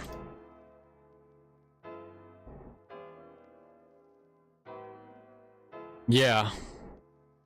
Well, they don't want to give him like they were trying to screw him probably. If I had to guess, they were trying to screw him by giving him the 400 touches, which they did. It was 393. We'll just round it up to 400. But they gave him the 400 touches because they already declined the 5th-year option. So they were gonna use him run him into the ground, overuse him, and then they were just gonna like hand him off to another team. They're like, hey, here's our sloppy seconds. Like, you can have our sloppy seconds. Here you go. Oh, and you can pay him, by the way, as well, because we're not going to pay him. But then he played really, really well, and they're like, okay, we want to keep this guy now, but oh wait, we got to franchise tag him because we don't want to get him. We don't want to give him a long-term deal. That's why he doesn't want to play for them, because he already knows what we're talking about right now. He knows that. Good grief, what do we do here?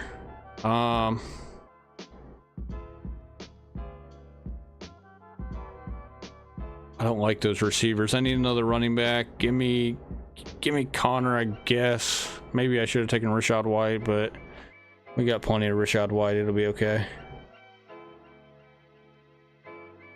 Yeah, they basically overused him, and then dark horse for a top 2 pick. Yeah, I think yeah. Me and you think very, very similar. We have similar thoughts. Yeah, they have the second toughest schedule. I mean, I went over it. I was talking about how like a really good futures bet was to take the Raiders under team total wins, but I was actually telling people to take like an alternate line. Like, let's look at the line here. I actually have this up still. So wins. So if you look at the Raiders wins, this is on DraftKings, right? I'm sure the odds have changed, obviously. And I haven't put a bet on this yet, but I need to. So it's 7.5. They're not getting 7.5, obviously. But if you go to like 5.5, this was plus 195 like a few weeks ago. It's plus 175. I would take under 5.5. I don't think they get more than 6 wins. I don't think they get to 6. This would be like an easy plus 175 cash. I believe this was plus 195 though, a few weeks ago. So if you take an alternate line, 5.5, I would go under 5.5. We look at their schedule. It's terrible. I mean, they could start out like 0-7. That's how good the schedule is, I should say. It's good. Like, it's every team they play is like a powerhouse. Let's look at their schedule. It's so bad. Oh my goodness. Let me make this pick real quick and we'll jump into their schedule. Yeah, I would take the alternate line. I would take under 5.5. Forget the 7.5. I mean, that's easy money. But at 5.5, you can get plus 175 on DraftKings. It was plus 195 too, like a month and a half ago. I swear to you. So like back at the beginning of June, it was like plus 195. I know it was because I was looking at it. So that's came down 20 cents over the last month. So who do we take right here? Oh yeah, we gotta get Tua. Don't take Tua, bro. Don't do it. Don't do it.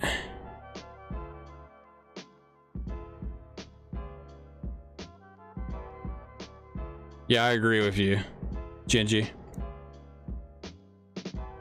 Yeah, they might get swept by all 3 of the oh my god, I thought he took my guy. I had a heart attack. All right, give me Tua. We got to make sure we get him. His ADP is like 92, so we got to get him now, or we're not going to. All right, let's look at their schedule. Get a load of this right here. This is... Oh, wrong button. Let me go full screen here so you can see this all the way. They start off with... So they're on the road. First of all, they're starting off on the road the first... Three of the first 4 weeks, which is not a good sign. Okay, you're already behind the 8 ball at that point. So if they... Let's just put this in the realistic terms here. They played Denver the first week, but it's on the road. So the fact that they're on the road, it's the first game of the season, get a new head coach and Sean Payton there in Denver. If they lose this game, this is one that they could win. So if they lose it, it's not going to be good. They're not beating Buffalo. They're not beating Pittsburgh. They're definitely not beating LA probably, even though this is not really a home game for LA because they don't have home field advantage. Then they have Monday night at Green Bay. Green Bay, we'll see how good they are with Love, but if Love is decent, if he's decent at all, they're not beating Green Bay either, probably. This is the rematch from the Patriot game they had last year, basically. They have it at home as well. Remember, they won off that stupid last-second play that got picked off and taken back to the house for a touchdown. I don't think that happens again, so I think they lose to New England. Plus, Belichick's a better coach. Then they go to Chicago, who's improved this year. They go to Detroit, who's an improved team. I don't see them winning either of these 2 games. Plus, you got to think... Yeah, and then, like, what? This one's Monday night, too, against Detroit. So I don't see them beating Chicago or Detroit. They could beat, like, one of Green Bay or New England, but even if they did, I think that's... They're going to start out 1-7 or 0-8. Oh my goodness, I got a freaking pick. I just choked. I took P. Ryan. Then they got both New York teams. At least they got them at home, I will say, but they're not going to beat the Jets at home. Jets are going to throttle them. I don't know if they get past the Giants either, to be honest. And then look at this. Then they go to Miami, and they still have the Chiefs twice after this. Minnesota's got a high-powered offense. LA again, high-powered offense. You could say they might beat the Colts, and you know they got Denver. I mean, they're gonna. There's no way they're getting. Let's just say they got 5 wins, which I don't even know how they would get 5 wins with this schedule. You still cash the under 5.5 at plus 175, and so it's like a no-brainer for me, dude. It's literally a no-brainer for me.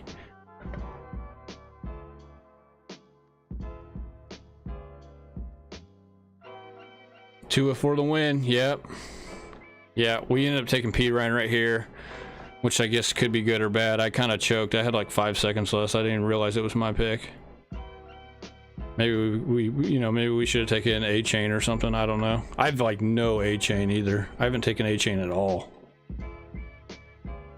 We do need another quarterback here. We do need a tight end though as well, I think, right? We don't have a tight end, right? We might wait. We don't have to have Fryer move.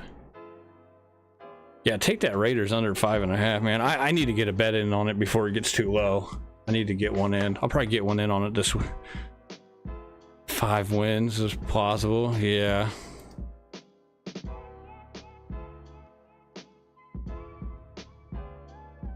Yeah, no.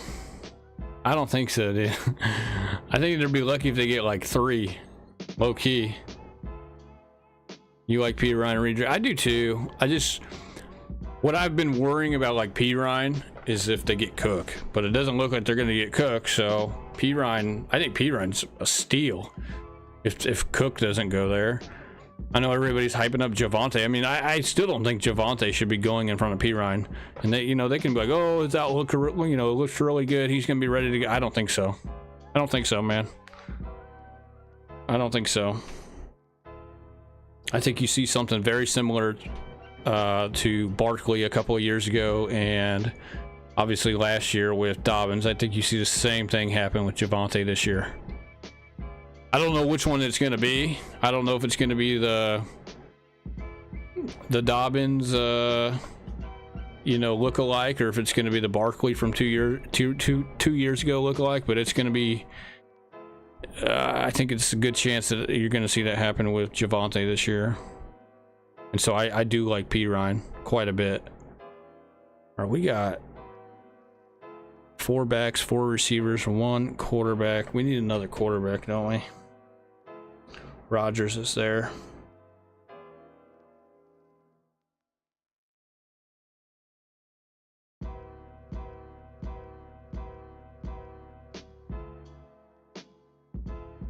I'm going to take Rodgers just to give me some security here. I think he's the best quarterback left on the board. We could have taken, I guess, Goff or Russell Wilson, but give me Rodgers. I think the Jets will be a little more competitive than both. Well, they'll be more competitive than Denver will be. I don't know about Detroit. We'll see.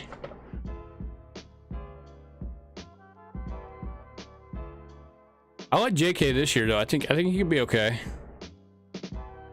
It really depends on what kind of league you get him in, though. If you get him in like for instance, I have a out of position scoring double point league. So if you have a running back who catches the ball, like if he catches a touchdown, it's double points. If you have a receiver who rushes for a touchdown, it's double points. If you have a quarterback who rushes for a touchdown, it's double points. So I don't like Dobbins in that league as much as what I would say like this league, where it's just half PPR. There's no like real bonus points for a running back who can catch the football. So I think Dobbins, I think he'll bounce back a little bit. I mean, he has to bounce back after last year. I don't see him doing much worse than last year. And he actually finished off the season pretty strong. So, and I think Akers is kind of in the same ballpark.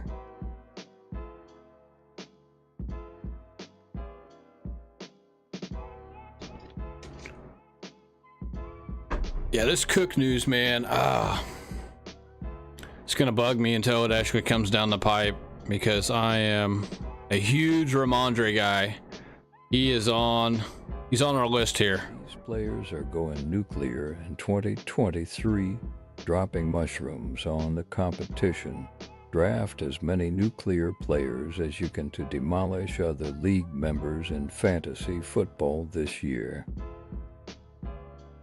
I've been on Najee for a while now, man. I've been on, or not Najee. I've been on Najee as well this year, but I've been on Stevenson for a while this year, and he was the first running back to go on our nuke list, and he was going to be in for a big season, I think, until, well, we'll see.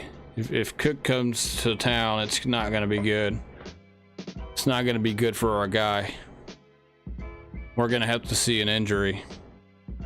We're going to have to see a similar kind of year to what Harris had last year for Cook this year, if that happens, to where he's in and out of the lineup, missing games, and then you can just insert him on certain weeks that he, say that Cook misses or whatever.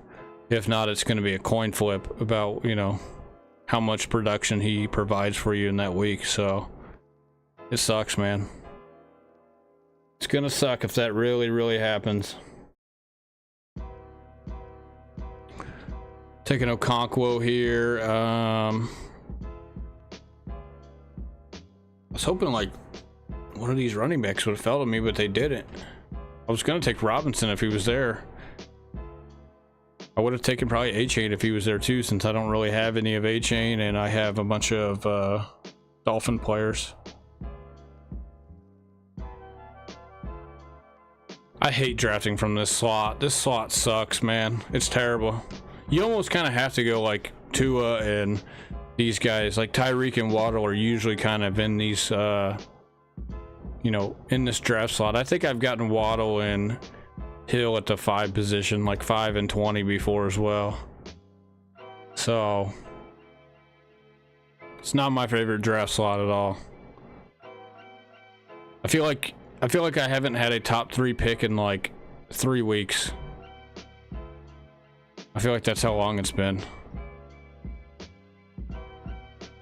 I think right before the year kicks off, I'm going to go back through every single draft I had, and I'm going to see where I drafted from. I'm going to tally up like how many times I picked from each position and see if it like adds up. See if it adds up to like, I don't know, fairness, I guess. My guess is it probably doesn't.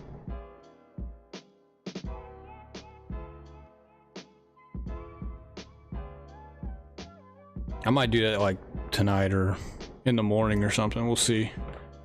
I'd be curious to see how many times I've gotten like inside the top, you know, top 2 or top 3, and how many times I've drafted towards the back half of the draft.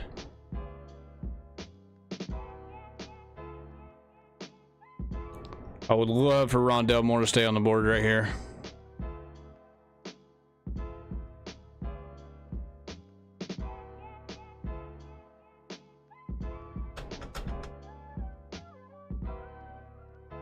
This guy needs a tight end. He should take a tight end.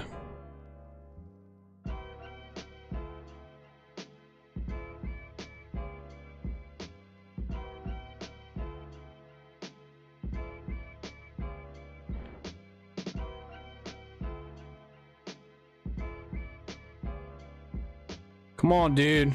You better not take more, bro. He's gonna get auto-picked. Oh, thank goodness.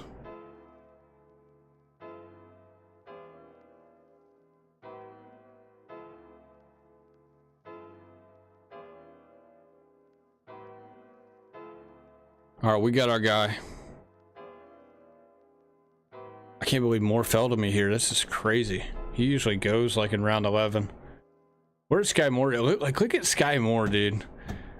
Like, Sky Moore used to go right here in round 11. And now I've seen this like 3 or 4 drafts in a row where he is going at the end of round 9. Or no, actually this is the beginning of round 9. I've seen him go at the end of round 8, beginning of round 9. The last like 3 or 4 drafts. That's kind of weird. Why is he going so high out of nowhere? Is it because Hopkins isn't coming to KC? That's got to be the reason, right? It's got to be the reason. I can't believe he's going up here now. That's just wild to me. I mean, this guy was consistently going like 20, like 122 to 127 range, like right here, consistently. And now it's like somebody just dropped his ADP off in like the late 90s. That's weird. Like, I had a draft where I took Tony in round 7, or like right here, like roughly the end of round 6, beginning of round 7, and then I got Sky Moore in like round 11 to handcuff them together. Camp reports. Did you get good camp reports already? Is that why? Fading that guy. I mean, I like him to a degree. I liked him at his price tag in round 11, but in round 9, I don't know, man. That's a price to pay for a lot of uncertainty. Let's just put it that way. And I'm a Chiefs fan, bro. I watch the Chiefs. I live in Kansas City. Like, I know exactly what is going on with my team for the most part. Obviously, I didn't know the camp reports were really, really good, but yeah, he's gonna replace Juju. Yeah, I'm guessing. It's a tall order because I think Juju's a better receiver than he is, but at least whenever he's healthy. But well, I don't know. I'm not super optimistic about our offense this year, to be honest. Scantling is terrible, and he's our #1 guy, and he just got drafted right there at 149. That was a reach. That's a terrible pick. What an idiot. I mean, Scantling is the #1 receiver, and he's the worst receiver in the starting lineup. Like, I would say Tony and Sky Moore are better than him. That's how bad he is. And Sky Moore and Tony aren't really anything to brag about, in my opinion. They haven't shown anything. So it could be a tough. I'm telling you right now, Kelsey doesn't carry the load. It's going to be a tough season. You're betting on Rashid Rice over Sky? I wouldn't bet on Rashid Rice either. Rashee Rice is a rookie, and Andy Reid does not like to play rookie receivers. So he doesn't like to play really rookies in general, to be honest. You look at Sky Moore last year, he didn't play a whole lot. It's because he was a rookie. It wasn't because he didn't have the ability to play. It was just our offense is very sophisticated. Our playbook is very sophisticated from what I hear. And like Green Bay loves to play their rookies. Like you can almost count on Wicks and Jaden Reed. That's why I've drafted Jaden Reed a lot. Like you can count on those guys to get playing time. With the Chiefs, it's different. Reed doesn't play the rookies as much, at least historically. If you go back and look at, you know, each year, he doesn't play rookies too much. They don't get a whole lot of playing time. So I wouldn't really bet too much on Rashee Rice in fantasy this year. Like this guy taking Rashee Rice right here, I think that's too early. He should be going in like round 14 or 15, I think. The fact that I can get Jaden Reed, who I'm getting ready to take again, I think I'm gonna take him. I either take him or I wait to try to get him for next round. I don't know if I can get him next round. Yeah, we'll take him now. We don't have to have Jordan Love. We'll try to get Jordan Love if Love falls to us. I doubt it. If not, we'll get Sam Howell.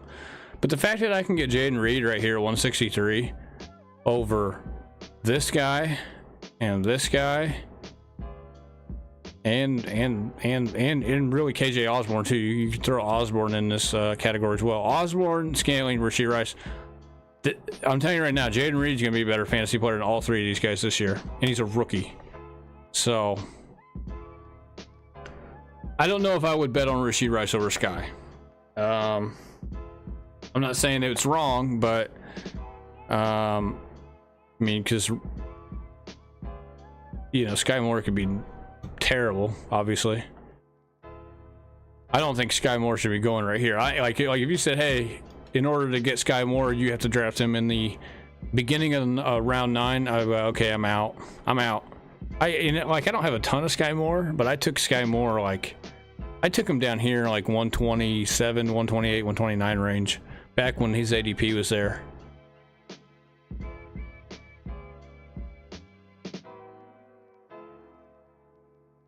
Tyreek Woods, wide receiver 11. Yeah, but Tyreek Hill's a different receiver though, bro. If Rashee Rice is better, he'll play. Yeah, I would say he'll play really. I mean, don't get me wrong. I think Rashee Rice is going to be way better than Scantling, and I think he should probably play over Scantling. But I just don't. He's not going to unless an injury comes up. I don't think. You know why? Because they're paying Scantling too much money. They gave Scantling that big 3-year.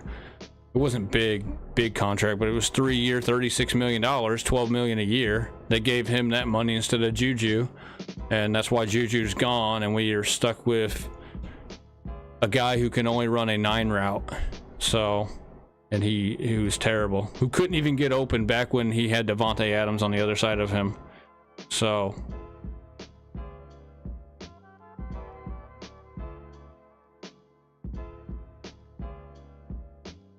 I'm gonna keep taking this guy. I'm gonna take him again. I like this guy.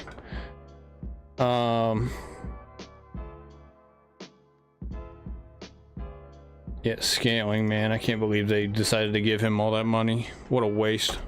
What a waste of money. They could have given me that money.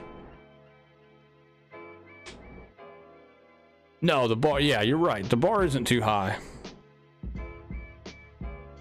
The bar is not too high. Plus, you know, we go look at the depth chart here. You know, Rashee Rice is the guy, right? Technically, he's behind Tony.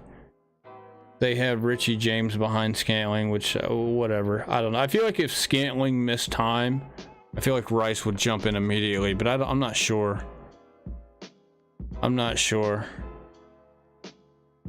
I think it's just going to be a tough year for us all around, man. Especially if something happens. If something happens to Kelsey and he misses time, bro.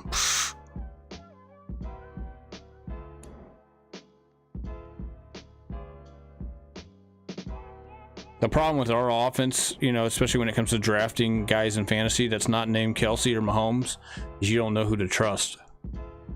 I don't even know who to trust, and I watch the Chiefs and I know everything there is to know about them mostly, but Mahomes spreads the ball so much now that Hill is gone and we just have Kelsey. He spreads the ball so much that you don't know who it's going to be week in and week out that performs in fantasy. And so it's kind of why I just, especially like I haven't, like, I know a lot of people, I know Smitty's high on Tony. I'm not high on Tony, really. I've taken him a couple of times. I think his price tag's too high right here. I feel like he should be down here, like in end of round 7, beginning of round 8 territory. Sky Moore at the beginning of round 9 is way too high. Hey, get out of there. This damn cat. Hold on, I'll be right back. I get this cat out of here.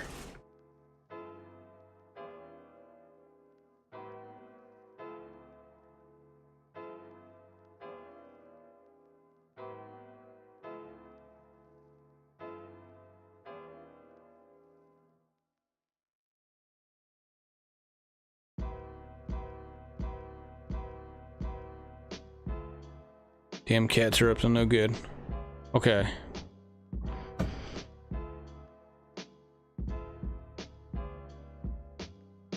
Even when they aren't open, they're open when homes. Yeah, that's true. That's true. I don't know, man. I don't know who you're gonna trust, you know? We might have to wait a couple of weeks before we find out who you can really trust, you know? Especially if like an injury occurs or something like that.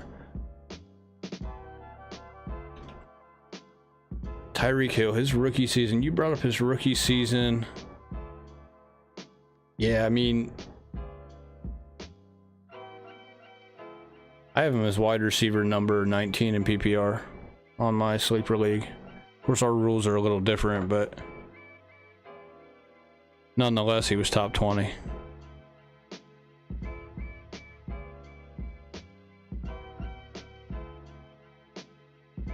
Give me that guy, I guess.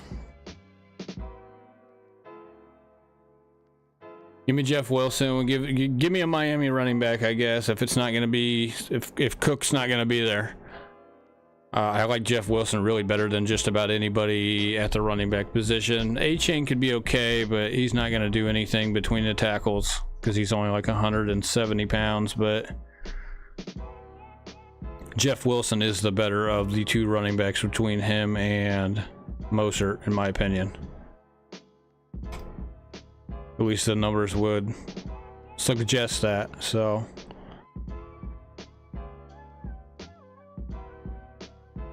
Yeah, Hill was wide receiver 19 his rookie year in PPR on my sleeper league, but my sleeper league has we have a couple of bonus points for like 100-yard rushing and receiving and 40-yard catches and everything else. So that could be the reason why. It says he was number 11 in standard. Oh, you did say 11 in standard. Okay. Yeah, you said 11 in standard. But that's standard though. Nobody plays standard. I haven't played standard in I don't know how long. Long time. What do we do here? We only got 2 picks left. That's right. Good grief. Oh, we got to get Sam Howell. That's right. Sam Howell's still there. Give me Sam Howell. And then hopefully Musgrave stays on the board. If Musgrave doesn't stay on the board, we don't have to have him at tight end. We can go somewhere else. We can take a different approach.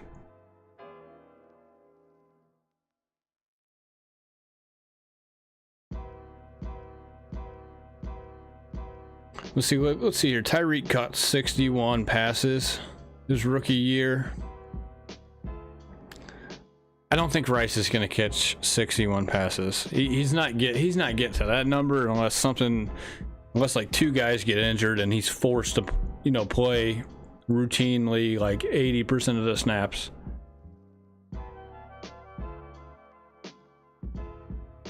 That's kind of the only way that I see Rice getting that kind of takes technically, it says 2015 was his rookie year. Is that true? No, that's not true. It was 2016. I mean, but let's go over the snap percentages, okay? I'm going to go down from week 1. I'm going to go down from week 1 all the way to week 17, okay? For snap percentages for Tyreek Hill. 28%, 33, 30, 44. Then they had the bye week, week 5. This is 2016, Tyreek's rookie year.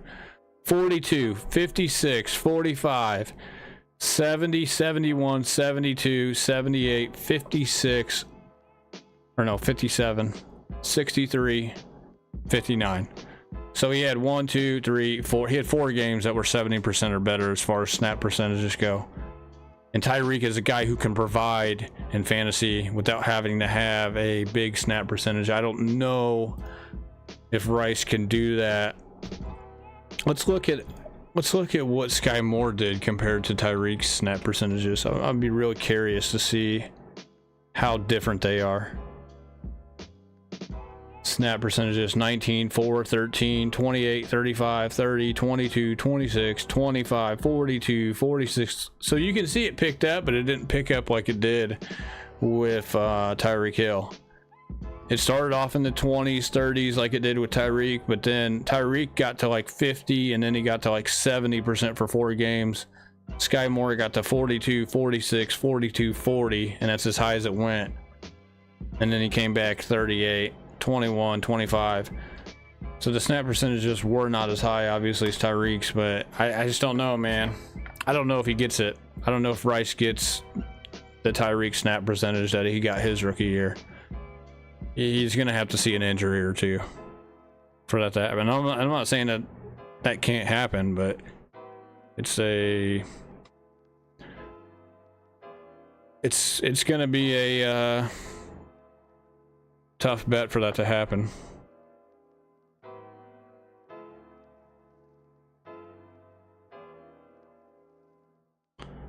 I'm just betting he does more than rookie Sky Moore and being better than Tony MVS.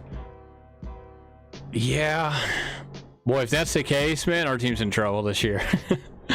I will say, if that is the case, our team is in trouble. Which I think our team is in trouble this year. I think we have a winning record. I think we make the playoffs, but I think the repeat, all the repeat talk that they're talking about, I don't think it's gonna come to fruition. Let me just go ahead and get Luke Musgrave, I guess. What the heck? That'll be it. Tyreek basically broke out week 9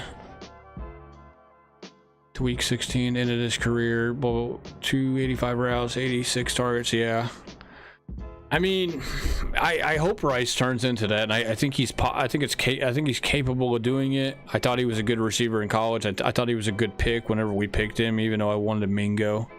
I wanted us to like trade up and go get Mingo, but I think Rice, yeah, I think he's probably, like, I would say by far from what I've seen, and we'll know more in the preseason, but I would say off of what I've seen so far, I think he's a better pick in round 2 that they made this year than what they did last year when they took Sky Moore.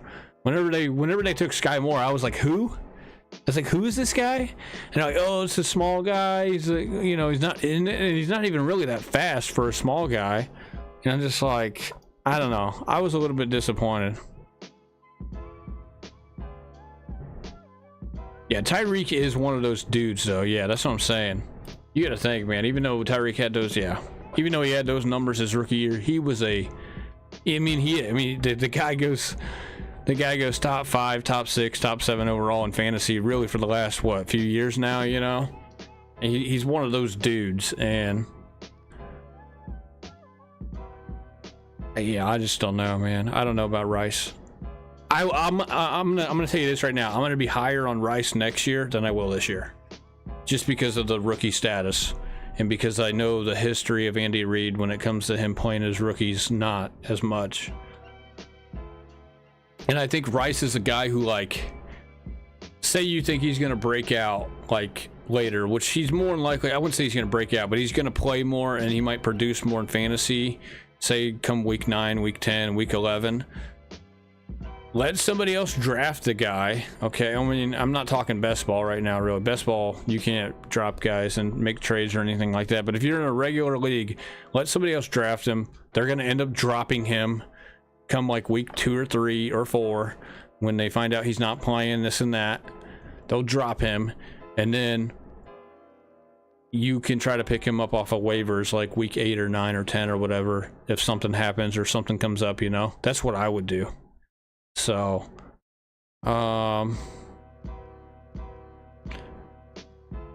let's wrap this up. So going back to our guy here, Stevenson, not looking too good for him if the Patriots end up signing Cook, obviously.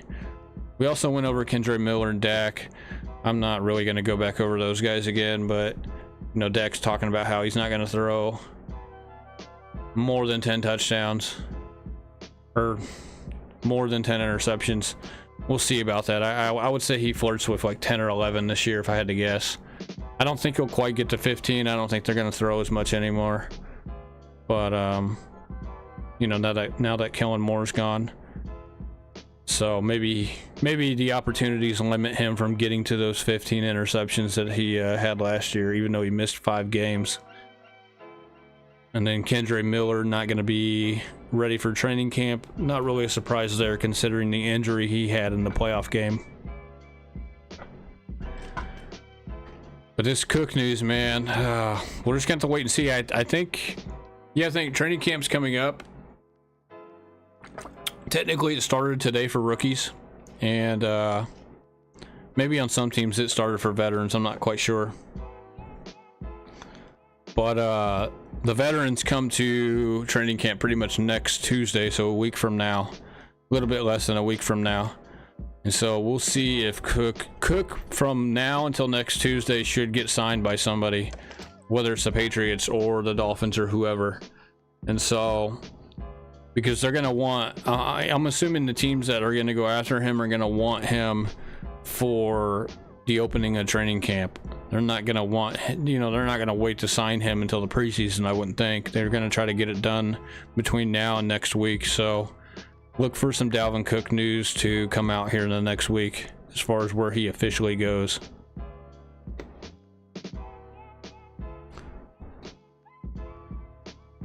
Hold on, I got to move this above this. What in the world?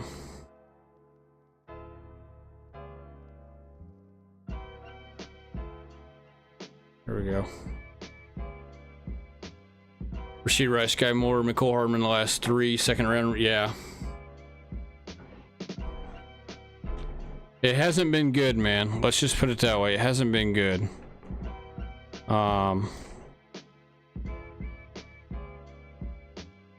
Surprised that doesn't take it into another line. I got to figure out the I got to figure out this dang chat pop up here. I don't know why it doesn't come down to like another line here. I got to look at the settings for it. That way it can show your whole message. Yeah, I mean, I'm telling you right now, man, I've watched the last few Chiefs drafts and I'm just like, okay, let's get this guy, let's get that guy, okay, they traded up, oh my god, and then they went and got a corner. It's like, oh my goodness, man. At some point, you know, I expect him to go get a big time receiver at some point, and you know, in the next two years, because Kelsey's only got so much left in the tank. You look at our receiving room right now. I don't know if it's going to pan out. I don't know if Tony and Sky Moore end up panning out. Maybe Rashid Rice does, but I still think they got to go get another weapon. We'll see, man. Big oof. Yeah. We will, like I said, we'll go live about this Stevenson news and Dalvin Cook if it happens, or if Dalvin Cook goes somewhere else. We will go live about it the day that it comes down, depending on the time frame. You know, if it comes down in the morning, I may not go live on it until the afternoon-ish, or, you know, nighttime like now. So, but I got to get off here, and let's see, this team that we ended up with. This team that we ended up with right here, we got, you know, from the 6th spot, we took Tua, Rodgers, Sam Howell, Breece Hall, Akers, Connor, P. Ryan, Jeff Wilson, Tyreek Waddle, Kirk, Dotson, Moore, Reed, Isaiah Hodgins, Okonkwo, Hill, You know, I will say for the sixth spot, I do not mind this team. This is actually one of my better teams probably from the sixth spot. I like our running back room. Obviously the quarterbacks could be better, but if Tua pans out and Rodgers pans out, this could really hit. Actually, we're good at receiver, I think, and I really think we're okay at tight end. We'll see what Okonkwo does. Okonkwo is gonna have to play pretty well, and then Taysom's gonna have to get us like a 30 or 40 point game every now and then. That would be great. So it's not too bad of a team. It's not too bad. So yeah, man, with that being said, I hope you guys leave a like and subscribe to the channel if you are new. I think we're up to about 135 subscribers now. We should be getting some more here. You know, football season's right around the corner, and I'm trying to go live as much as often. And I will be trying to get videos out soon. I know I haven't dropped a video in a while. I've just been doing the live streams. So we might make a video about some breakout players, some sleeper players, some players to avoid, obviously. I'm gonna have to spend some time on that though, obviously, as well. So give me a little bit of time to get those out. Remember, I still work 5 days a week. You know, this isn't my full-time job. If it was, I would definitely have more videos out for you guys. So, but training camp starting pretty much today for the rookies. The veterans will start for most of the teams next week. I know some of the teams, they start at the same time, but for the most part, everybody will be at training camp come the 25th, which will be next Tuesday. So we'll have some news to go over, and obviously, you know, there's going to be correspondents on the field and beat writers who will come out with reports on who's playing well and who's looking good in training camp and whatnot. So see you later, Gingy. You have a good one, man. I'll catch you maybe the next time I am live. So like I said, I'm gonna try to get some videos out here soon too as well. I would expect one by the weekend, or maybe a couple by the weekend. So with that being said, man, I'm out of here. You guys have a good one. Peace out.